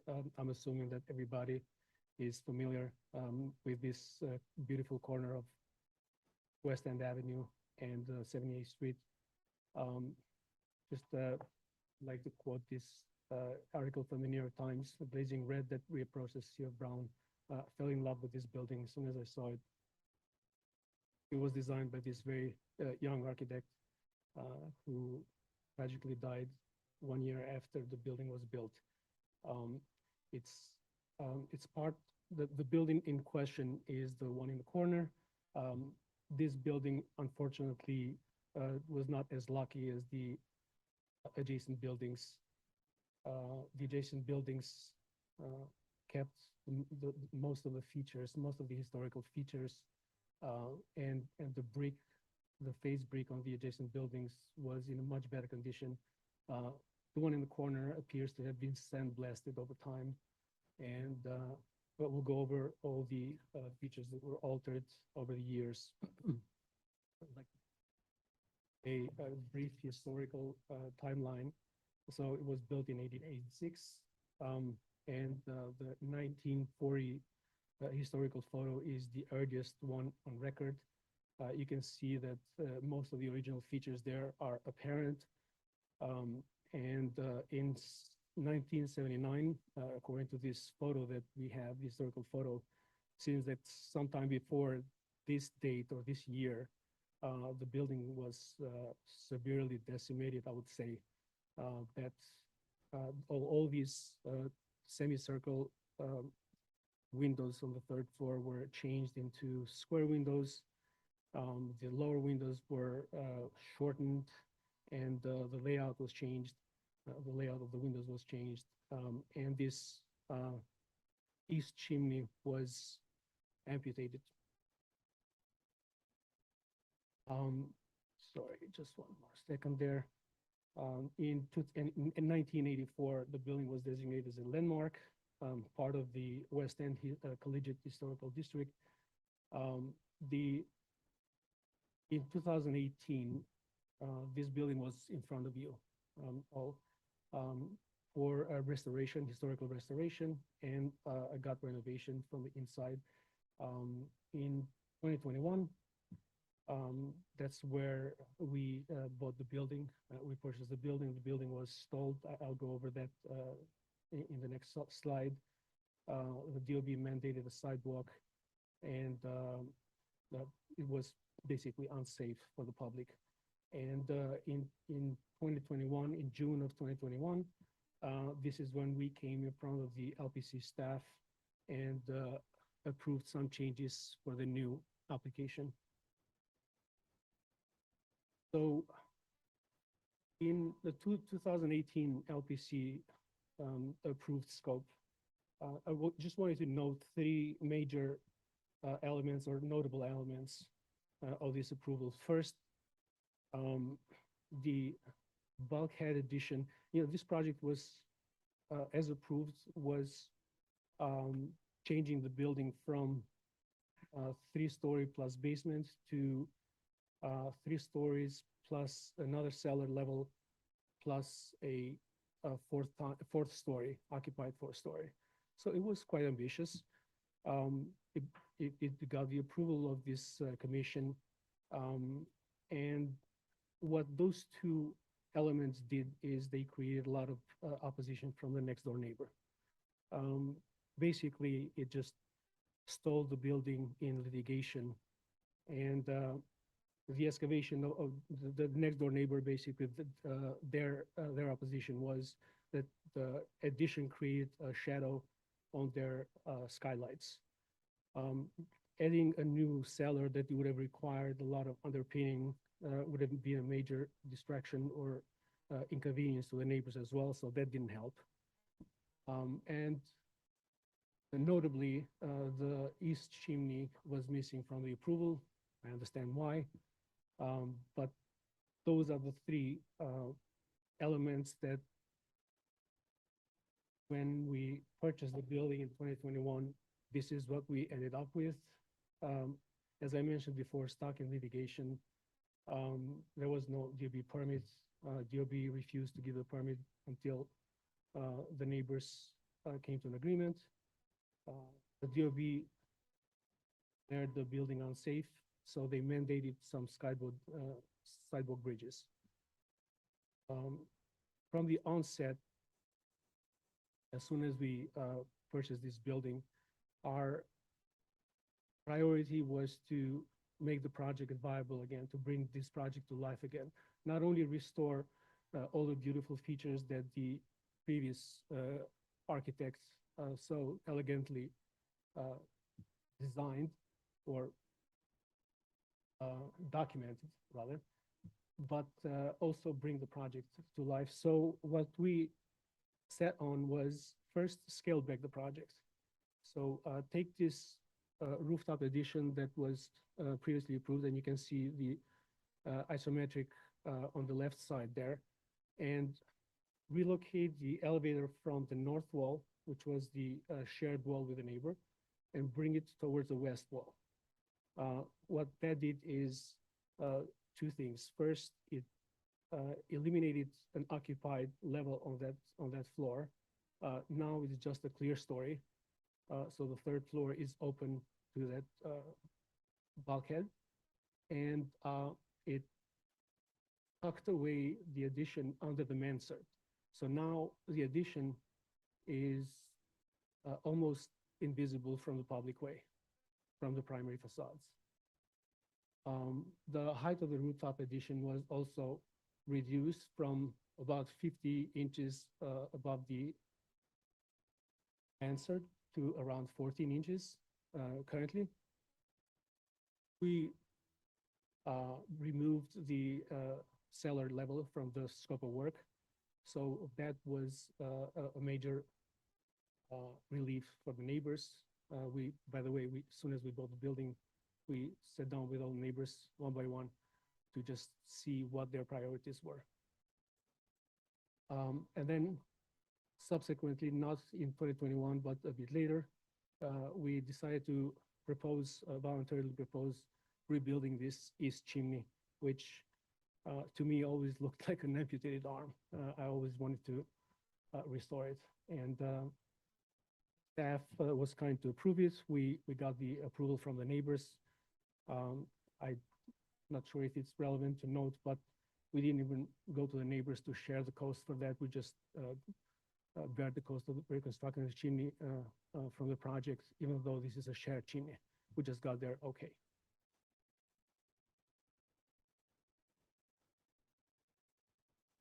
So a bit of progress photos. This is how it looks in 2021 when we took it over. That's on the left. This is in the middle is a 2025 progress photo. Thought it was relevant to also mention that we're preserving the building not only from the outside, but from the inside as well.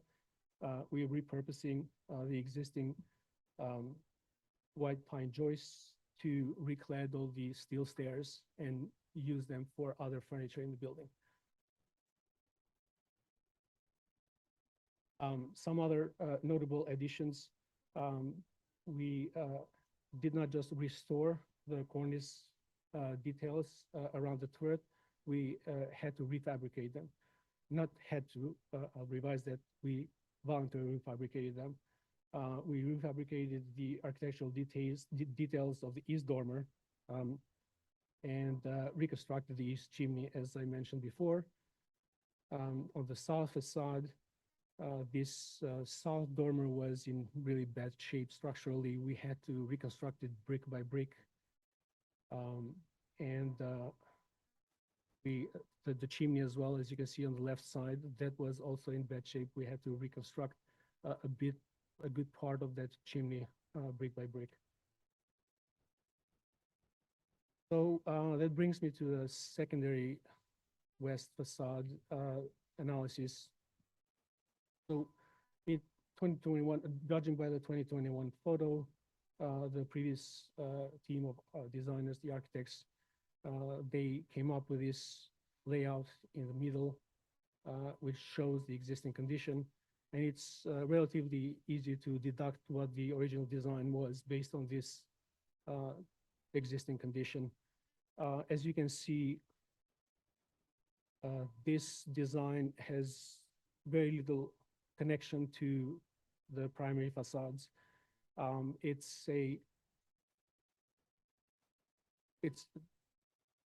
was deliberately designed in two sections, the face brick and the common brick.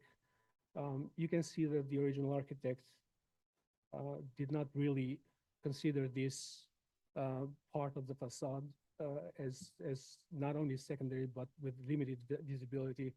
I think it's safe to assume that this facade was clearly designed as a function of the interior layout, and it's transiently visible.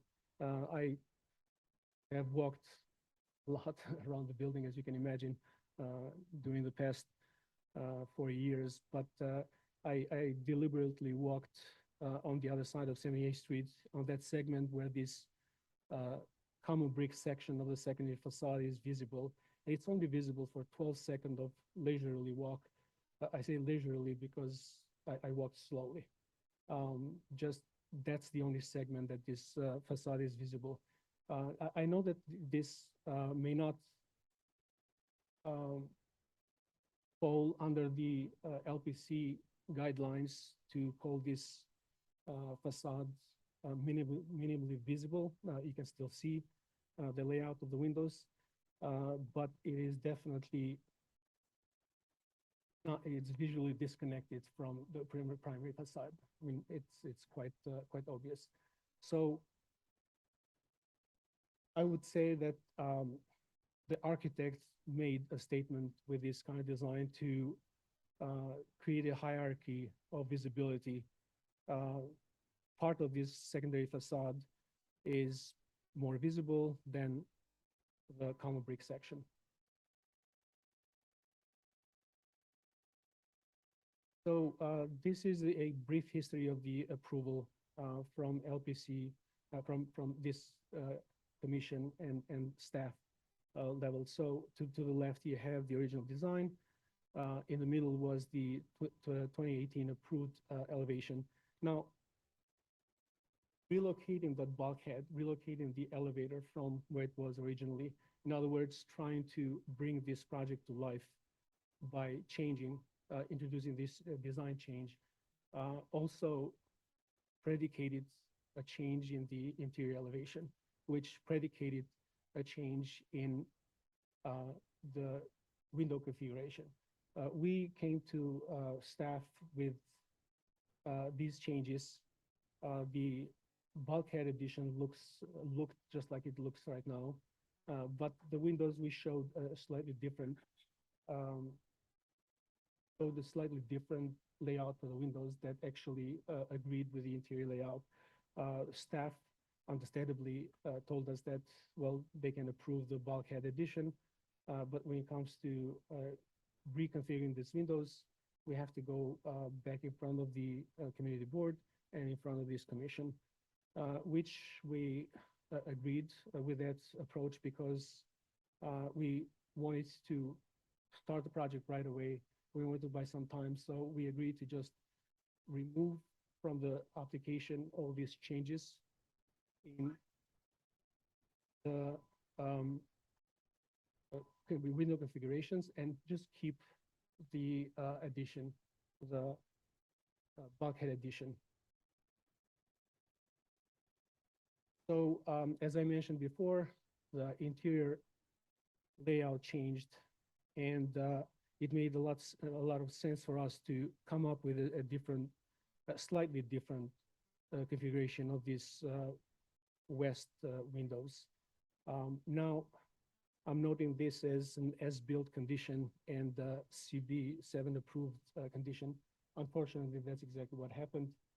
I know I owe you an explanation of how and why we're talking about an as-built condition rather than a proposed design. So back in the summer of last year, by the way, we just always prioritize the primary facade and didn't really talk about the secondary facade because we wanted to finish up all the elements of the primary facade. In the summer of 2024, I had to go in an extended trip.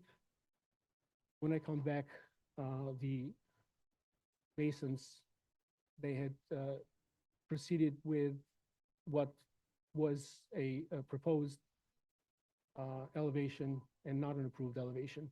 By the time I came back, it was a bit late. They were all already done with most of the window openings.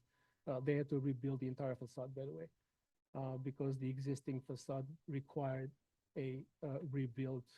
The existing configuration required a total rebuild. Now, at that point, at that moment in time, I had a decision to make, either to tell them to knock it down completely and then come back in front of you and hopefully get an approval for the new and then rebuild what they had already built, which was not intuitive to me, or just take the risk of keeping it as it was. That was the fact on the ground, and keeping the scaffolding in place, and then come to you, discuss it, and then whatever changes you would request, we would do them with the scaffold in place. It did seem the right decision at the time, and I don't regret that as much as I regret the fact that now, in retrospect, I should have gone to staff and just share that news with staff and tell them this is what happened. As the building owner, maybe I shouldn't have known that, or I wouldn't have known that, but as a design and construction professional, I should have known that. And I formally apologize to staff and to this commission for that oversight. But here we are, we're stuck with this layout, and I'm trying to make it better and trying to humbly request for your approval. So this is how the building looks like right now. Took two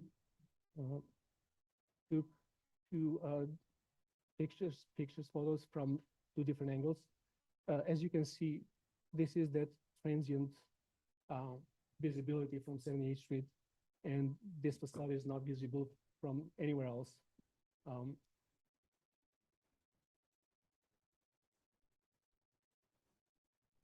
So on the left is what is currently approved.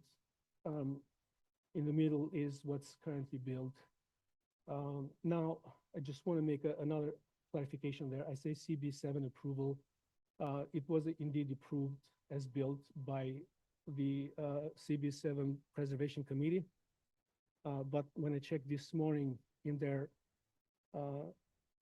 meeting minutes or resolutions rather, it was missing from there. So I'm not sure what happened, but I just. Sometimes something happens at the committee and then they go to the full board and there's a different resolution that comes out of the process. Yeah, but, the resolution was just. But that's okay. We'll get to the testimony next. But I think the point is that this is what was constructed in non-compliance, and you're proposing some changes to mitigate it, including carrying the roof line straight across and articulating or treating the penthouse in a different material to differentiate it from the original volume of the building. Indeed, thank you. Okay. Commissioners, any other questions on this one? Okay. Is there anyone in the room who would like to speak on this item? Noting that there isn't, I'll turn it to Stephen Thompson to see if we have any remote participants. Anyone joining us via Zoom who would like to offer testimony, please use the raise hand function. Our first speaker will be Kaylee Johnson.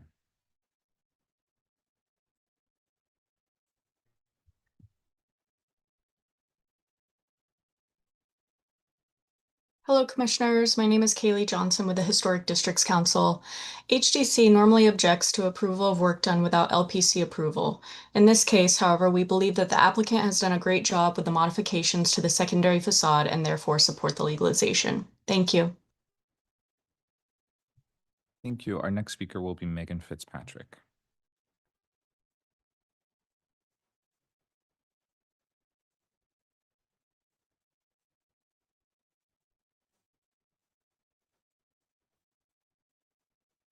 Hello, Commissioners. Megan Fitzpatrick speaking on behalf of Landmark West. The Landmark West Certificate of Appropriateness Committee strongly believes that as long as the Landmarks Law exists, these rules must be followed. When property owners ignore the Landmarks Law and make changes without the Commission's guidance and consent all too frequently, the results are at best unremarkable and at worst destructive. In either case, the practice of legalizing alterations after the fact, in essence, penalizes property owners who often go to great lengths to comply with landmarks regulations by rewarding those who flout the law. This work done without LPC approval undermines this fundamental principle. We note that the 2018 approved design included a window configuration and design that added important architectural character to the facade. Unfortunately, the work completely diverges significantly from the approved 2018 design and even the surrounding context of the row. The current facade lacks continuity and weakens the historic fabric of the district. Additionally, the applicant attempts to justify their unauthorized work by focusing on the interior layout and functionality. While we understand interior considerations are important to owners, the Landmarks Preservation Commission's responsibility and ours is to protect the function and integrity of the exterior layout, which is what defines the building's contribution to the historic district. For these reasons, we urge the Commission to deny the legalization request. Instead, we recommend that the owner be required to restore the facade in accordance with the 2018 approved design. Furthermore, we oppose any approval of further amended design also proposed. Sorry. Thank you.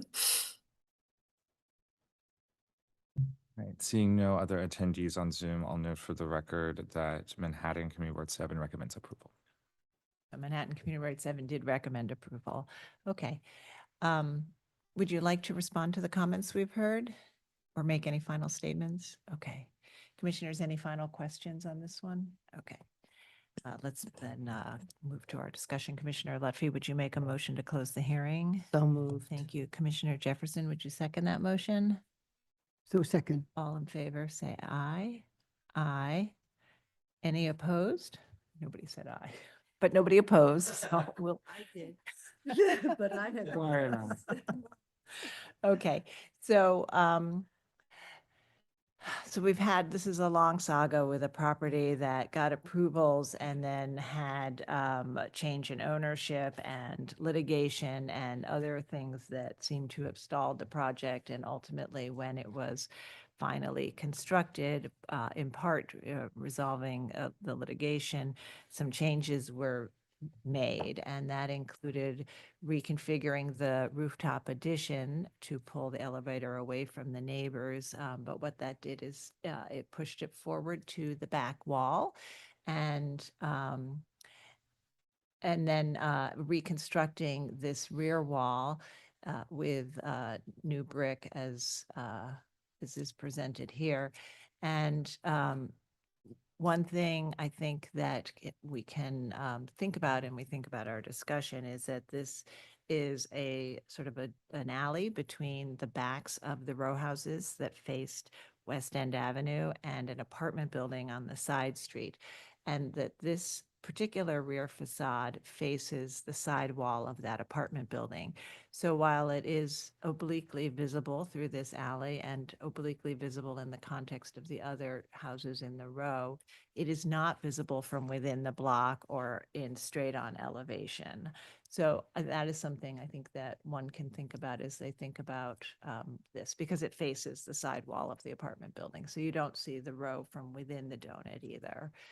And the applicant is proposing changes at the rooftop to try to return a sense of the original volume of the building. All right, Commissioner Goldblum. Yeah, this is a remarkable house, a really remarkable house, and so sad that it had to go through the ordeal that it has gone through. Credit that he's doing the right job to restore it. It's really a gift to the Upper West Side, and putting back together this row of very important buildings, center of the district. It's a really important job.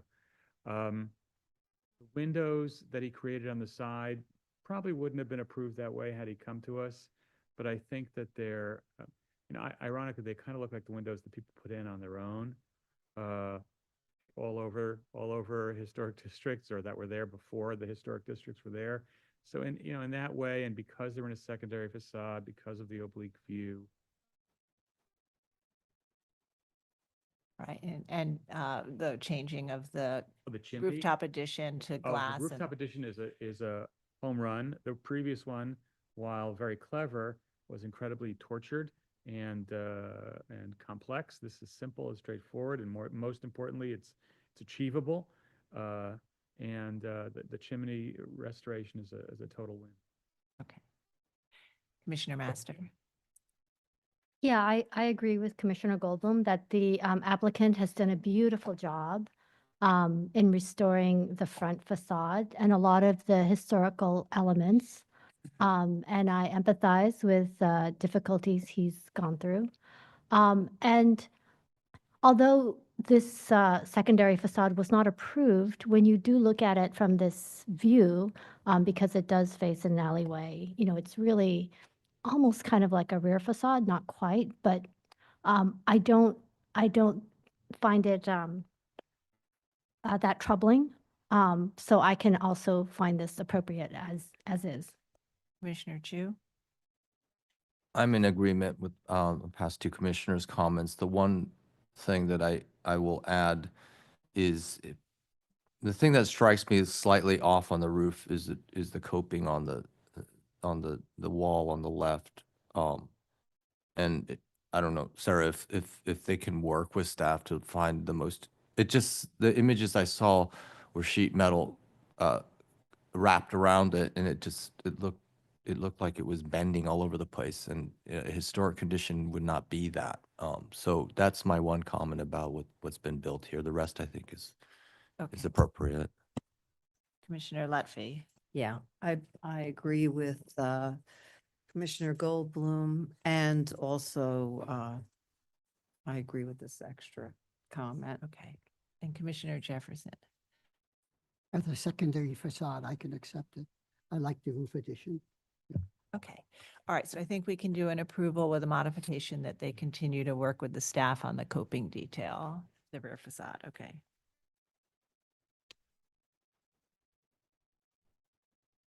Second. All righty. Regarding 381 West End Avenue in the West End Collegiate Historic District, the application is to legalize reconstruction of secondary west facade without LPC permits.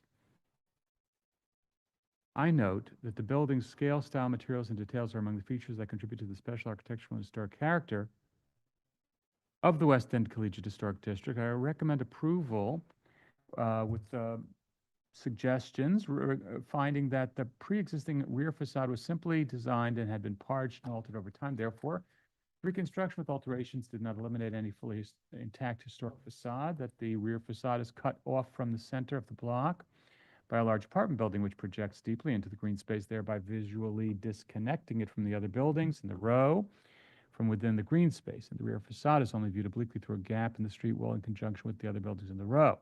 That the common red brickwork and simple treatment of openings used in the new wall construction is harmonious with the primary facade's and side return, while differentiating itself as a secondary new intervention.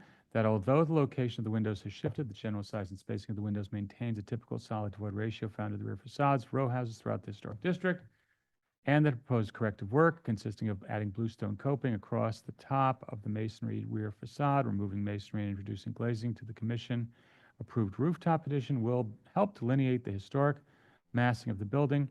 However, the applicant will work with staff to examine the coping condition on the rooftop addition. Or the rear facade. I'm sorry, the rear facade. Oh, on the front facade?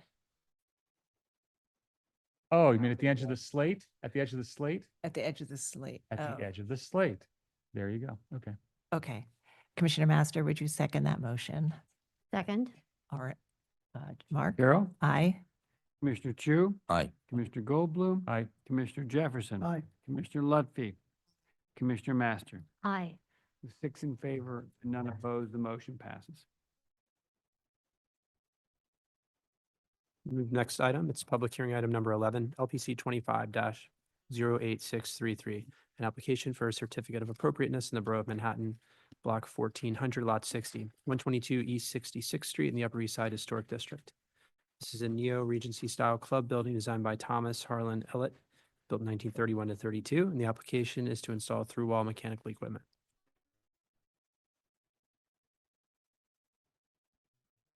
Morning, or good afternoon, Commissioners. Michelle Shabrami of the Preservation staff. Application before you is 122 East 66th Street, which is located in the Upper East Side Historic District. The application is to remove 3 through-wall louvers from beneath windows at the 5th floor of the East 66th Street elevation and install new louvers centered above windows. The proposal is before you because the staff rule allows for louvers below but not above window openings. 3 louvers that you see under the 5th floor windows on the left will be removed, and the openings will be filled in with brickwork painted to match the surrounding facade. And 3 louvers will be installed above the 5th floor windows near the underside of the balcony.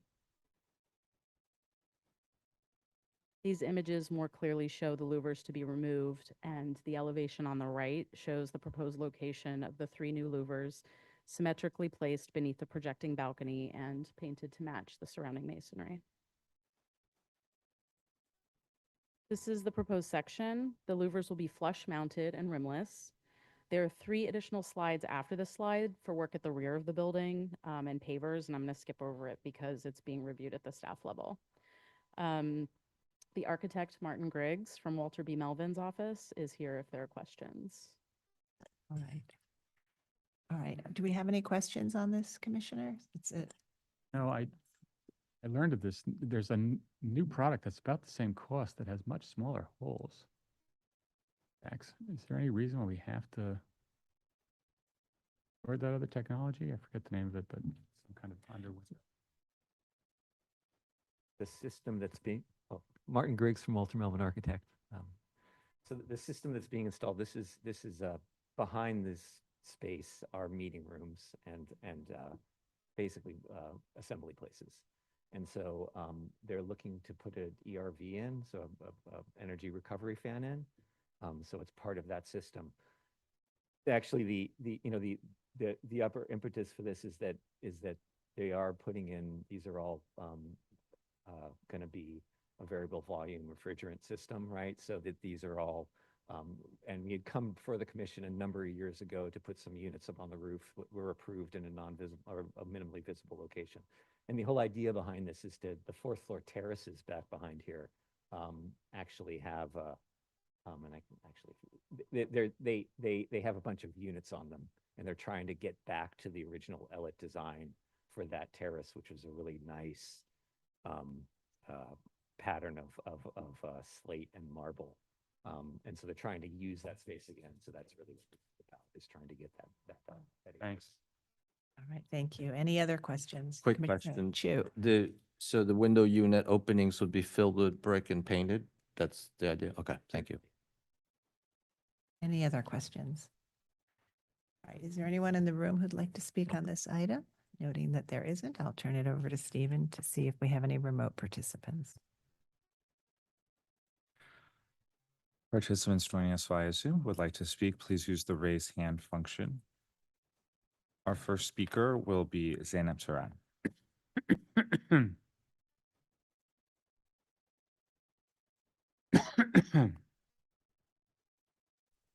Good afternoon. Commissioners. My name is Zeynep Turan, and I'm speaking on behalf of Friends of the Upper East Side. Friends can support this application due to the limited and restorative nature of the proposed work. This is the foundation of through wall penetrations above the fourth floor windows with louvers colored to blend into the existing facade. We also support infilling the openings left by previously removed AC units with matching brick and paint. Thank you, Commissioners. Anyone else joining us via Zoom who would like to speak, please use the raise hand function.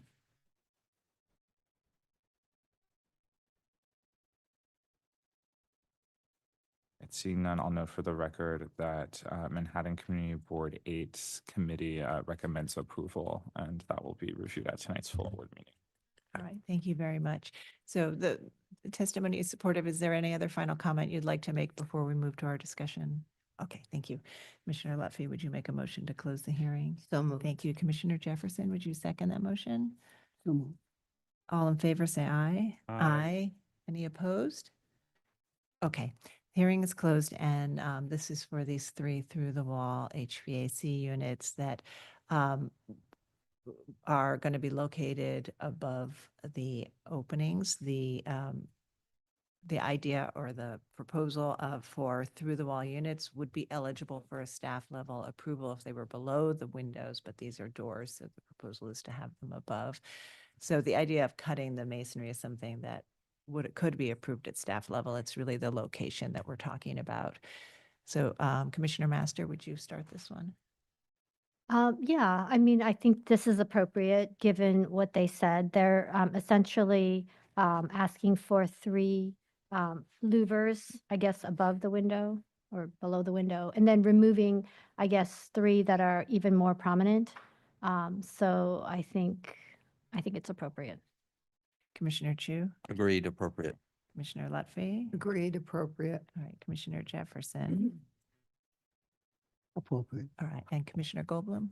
Okay, so I think we're all in agreement. Commissioner Master, would you make the motion? Yeah. In the matter of LPC 25-08633, 122 East 66th Street, Upper East Side Historic District, a neo-Regency style club building designed by Thomas Harlan Ellett and built in 1931-32. Application is to install through-wall mechanical equipment. I note that the building style, scale, materials, and details are among the features that contribute to the special architectural and historic character of the Upper East Side Historic District. I recommend approval, finding that the proposed work will not damage or eliminate any significant architectural features, that the installation of 3 through-wall louvers set close to the underside of a deep balcony and symmetrically aligned above window openings in conjunction with the removal of 3 through-wall louvers at more prominent and visible locations will support the primacy of the building's historic features, that the openings of the existing louvers will be repaired with painted masonry to match the surrounding conditions, that the new louvers will be rimless, flush-mounted, and painted to match the finish of the surrounding painted masonry, and that the work will not detract from the special architectural or historic character of the building or the Upper East Side Historic District. Thank you. Commissioner Chu, would you second that motion? Second. All right, Mark, will you call the vote? Chair Carroll. Aye. Mr. Chu. Aye. Commissioner Goldblum. Aye. Commissioner Jefferson. Aye. Commissioner Lutfi. Commissioner Master. Aye. 6 in favor, none opposed, the motion passes. That's approved. Thank you. And we'll move to the next and final item.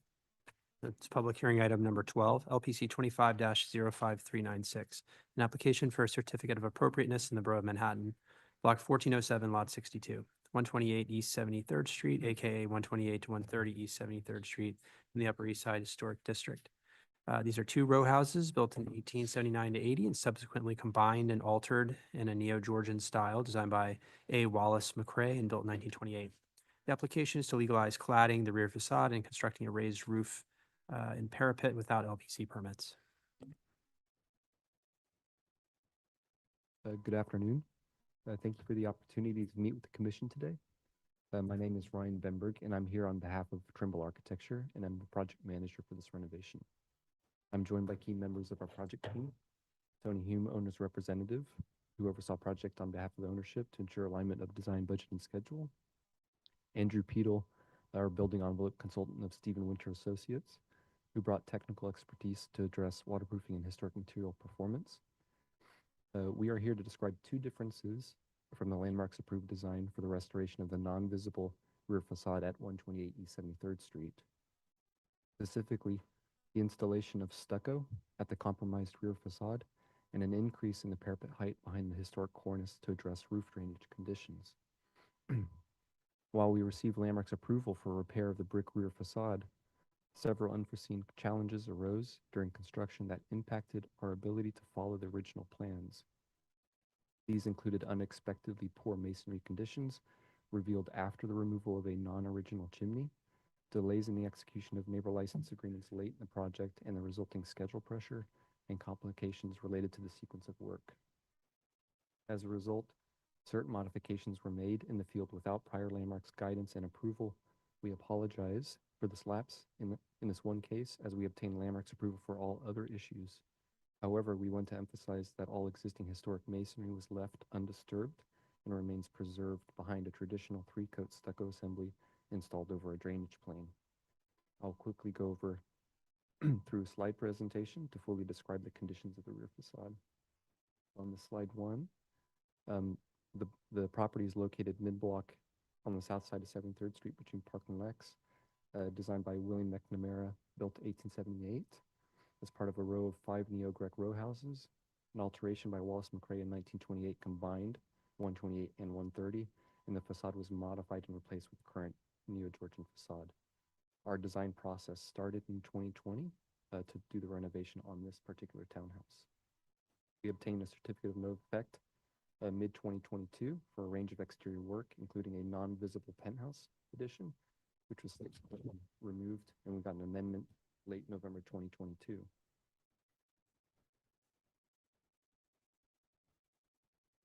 The plot plan at upper right shows the property highlighted in gray. It's at the west end of a historic row of 5. I would like to note that the south side of the building is on 72nd Street, a 14 and 15 story building fronting 72nd Street. In this 1940 tax photo, the property is at center.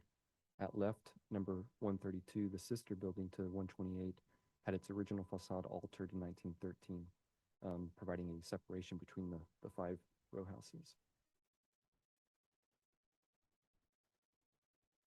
Photo showing existing prior to renovation photograph and the current as-built condition of the front facade.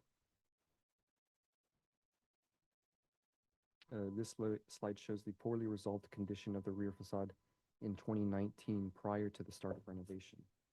When the houses were combined in 1928, the parlor and second floors were joined and expanded between the bays, resulting in an atypical rear elevation condition.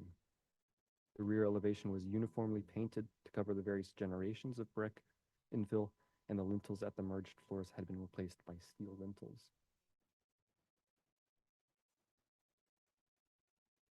This slide shows comparative rear facade elevations of the existing prior to renovation at left, landmarks approved at center, and as-built condition at right. The approved scope at the rear facade included the removal of the existing brick chimney mass and the patching and repointing of existing brick. The condition at right shows 2 scope items that differ from the approved plans. They are the application of the 3-coat stucco assembly with drainage plane over the existing brick wall, not including the decorative cornice stand at the top, which was repaired and left exposed.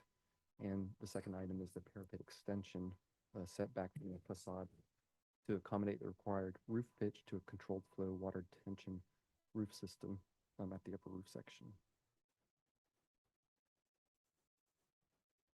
Looking specifically at the revealed brick, this slide shows the condition of the rear facade prior to the renovation at left, the condition directly after the brick chimney was removed at the center, and a summary elevation of the field conditions observed at the right. The original scope for the rear wall included removing paint, making necessary repairs, and repointing mortar joints.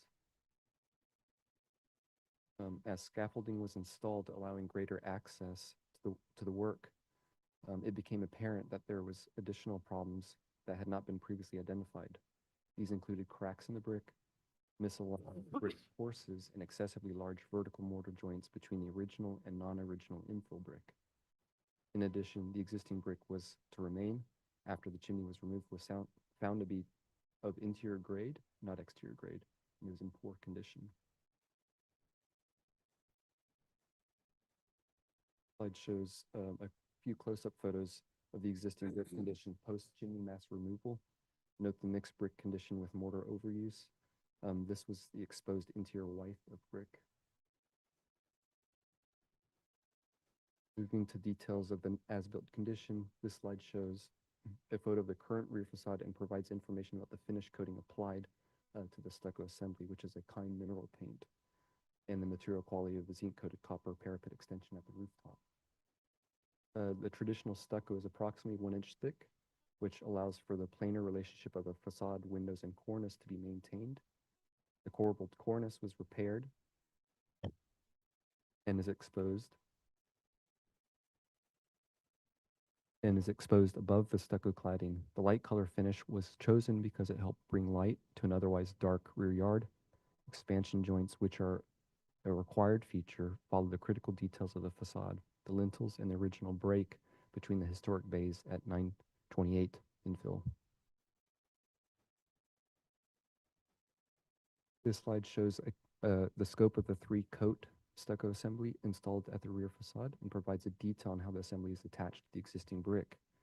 On the right side of the slide, there's 3 elements. First is the existing preserved brick at the left portion. There's an air space in the middle, and on the right side of that drawing is a 3-coat stucco assembly applied. The finish is decoupled from the brick. This feature and the provisions for expansion helps prevent cracks from forming in the stucco.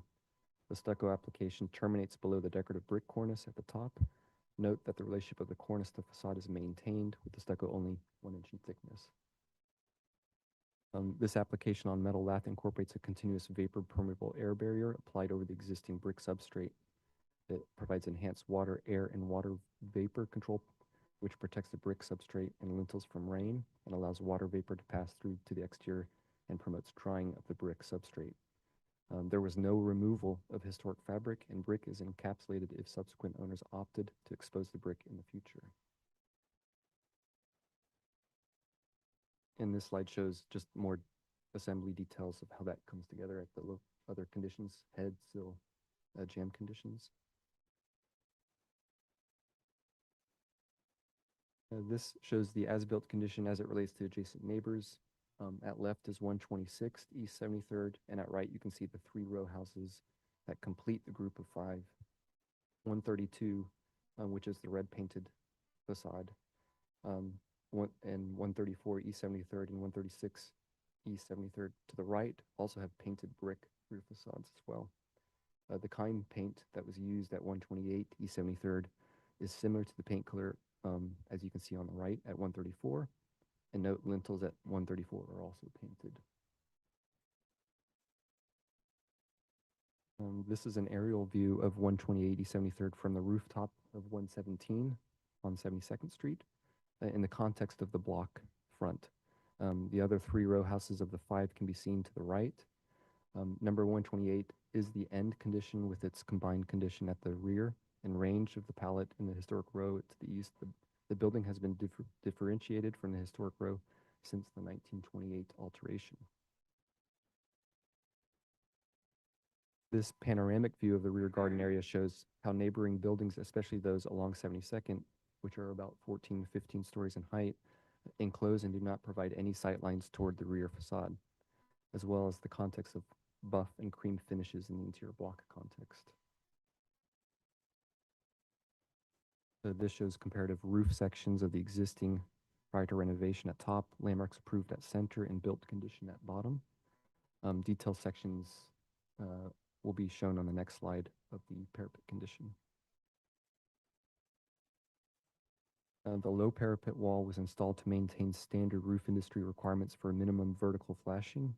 The parapet was located on top of the brick wall for structural reasons and is set back approximately 3.5 inches from the face of the existing brick and approximately 8 inches from the outer edge of the corbelled brick cornice. This shows comparative rooftop plans of existing prior to renovation at left, landmarks approved at center, and as-built condition at right. Note the changes to the catwalk and railing location required to address fire department clear pathway and safety concerns. As-built condition shows the configuration of the parapet extensions at the rear facade wall. This slide shows the condition of the corbelled brick cornice at rear facade after the removal of the masonry chimney mass when the scaffold was in place to evaluate the condition in detail. This shows the current condition, showing the relationship of the new parapet to the corbelled brick below. The cornice was repaired, painted, and remains exposed above the stucco installation below. The thinness of the system allows for planar relationships to be retained. This slide shows the current built condition of the fire department guardrail. Center portion of the raised rail is 42 inches above the metal catwalk over dunnage. Other guardrail sections at left and right are 42 inches above the roof deck at that location. And this final slide shows the existing prior to renovation rear facade at left and the current as-built condition at right. Additional information on the stucco assembly and the landmarks designation report sections that are relevant to the property can be found in the appendix. So in closing, I would like to make a few closing statements. The facade is not visible and had been altered previously and was not a consistent treatment with the remainder of the row. It is the end condition of a combined building and does not disrupt the reading of the row.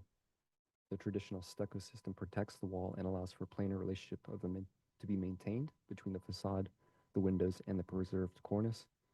And the finished color is consistent with another house in the row and the broader block context. All right, thank you. Any questions on this one, commissioners? All right. And I'll note that there is no one in the hearing room to speak on this item, so we'll turn it to Stephen Thompson to see if there are any remote participants. Anyone joining us via Zoom who wishes to speak, please use the raise hand function. Our first speaker will be Zainab Turan. Hello again, commissioners. My name is Zainab Turan, and I'm speaking on behalf of Friends of the Upper East Side. Friends has serious concerns about illegal alterations and does not condone any work that is done without a permit. While we can approve certain project aspects, such as the raised parapet wall and the fire code required railing, the committee finds the proposed stucco surface inappropriate. It appears overly flat and plain, creating a stark contrast with the building's refined Neo-Georgian front facade. It also fails to match the rear facades of the neighboring row houses at 132, 134, and 136 East 73rd Street. Even though we recognize the challenges resulting from the removal of the chimney and the exposure of internal grade bricks, we think the proposed stucco lacks the character expected in this historic context. Therefore, we strongly request the applicant restore the brick facade and reinstate the lintels in keeping with the LPC approved 2022 application. Should full brick restoration prove infeasible, we then urge the incorporation of some texture and detailing to provide visual interest and better alignment with the architectural character of the remaining houses of the same row. Thank you, commissioners. Thank you. Our next speaker will be Kaylee Johnson.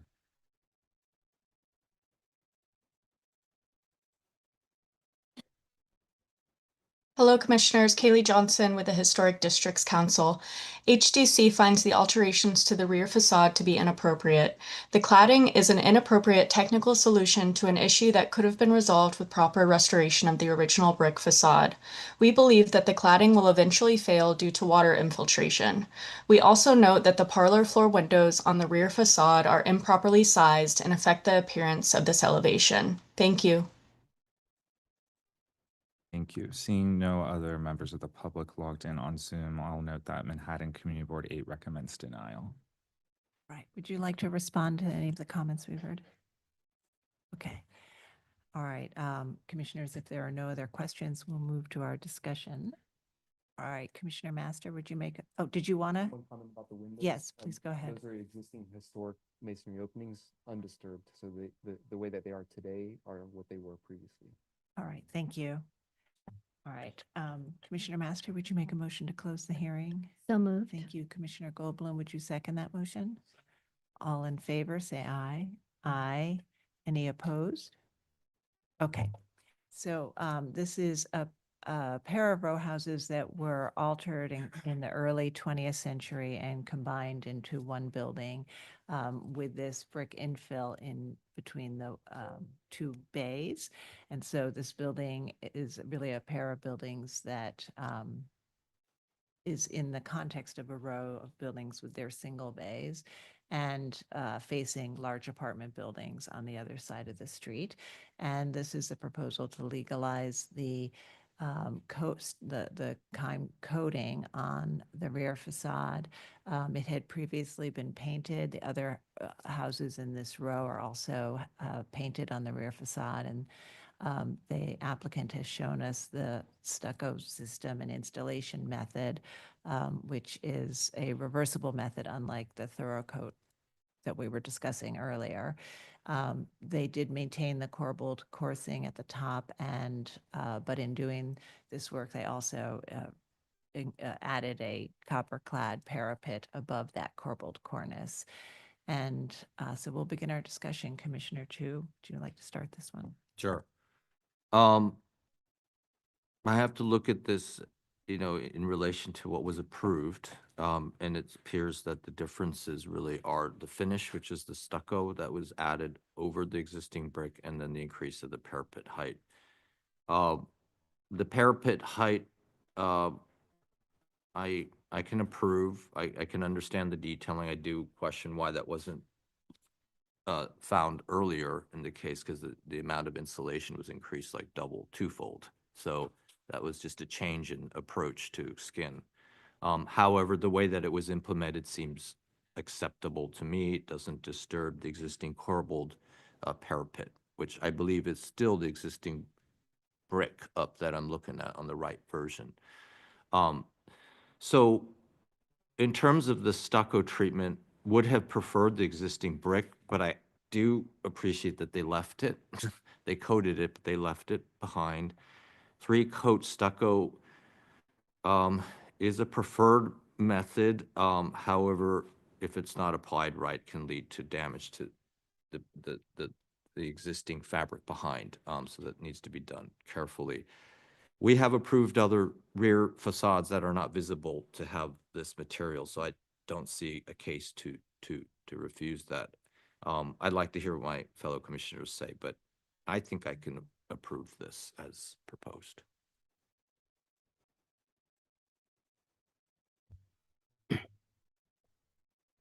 This one crosses the line for me because when I thought I could approve the roof and the roof construction, and I think I can. The rear facade is a bit difficult because what we approve is quite beautiful. It really works well. And the stucco, although it's nice, it doesn't work as well. It's not as nice, but I'm torn between, it's so much stucco to remove and replace that. I'm ambivalent about the solution for that. Right, Commissioner Goldblum. I'm okay with the stucco. I hear the concerns, but I think that it given the fact that the exposed brick was not exterior grade, and that there were significant problems with it, I think it can be accepted.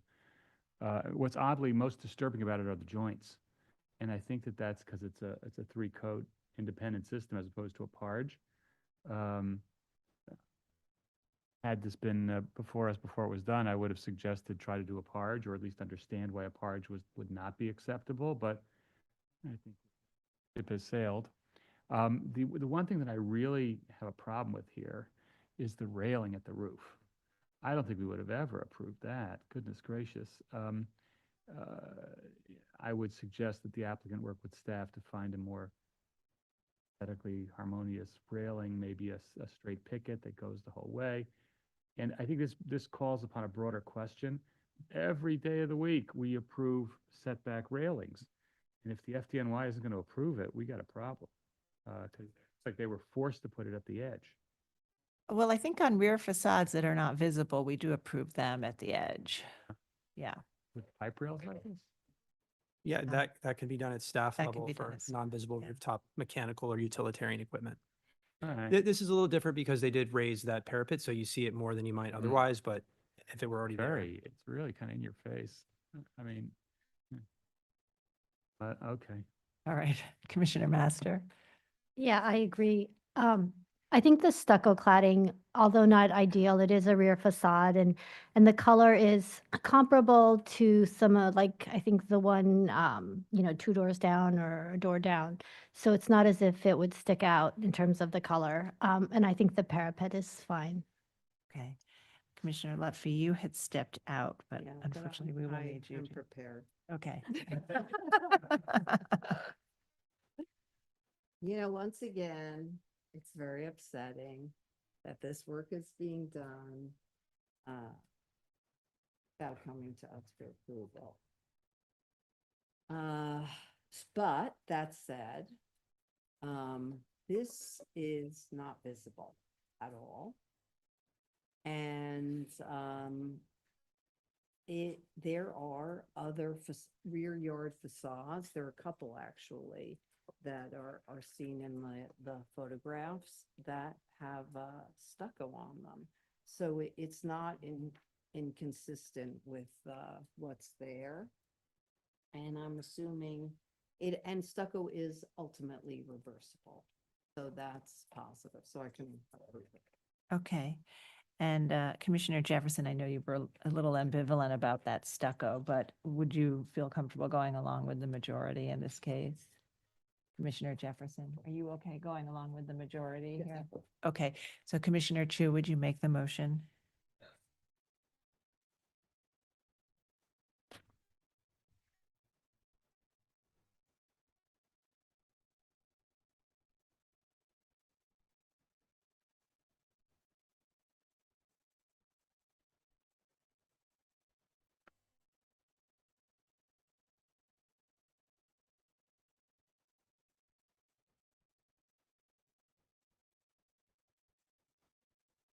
Without landmark preservation commission permit.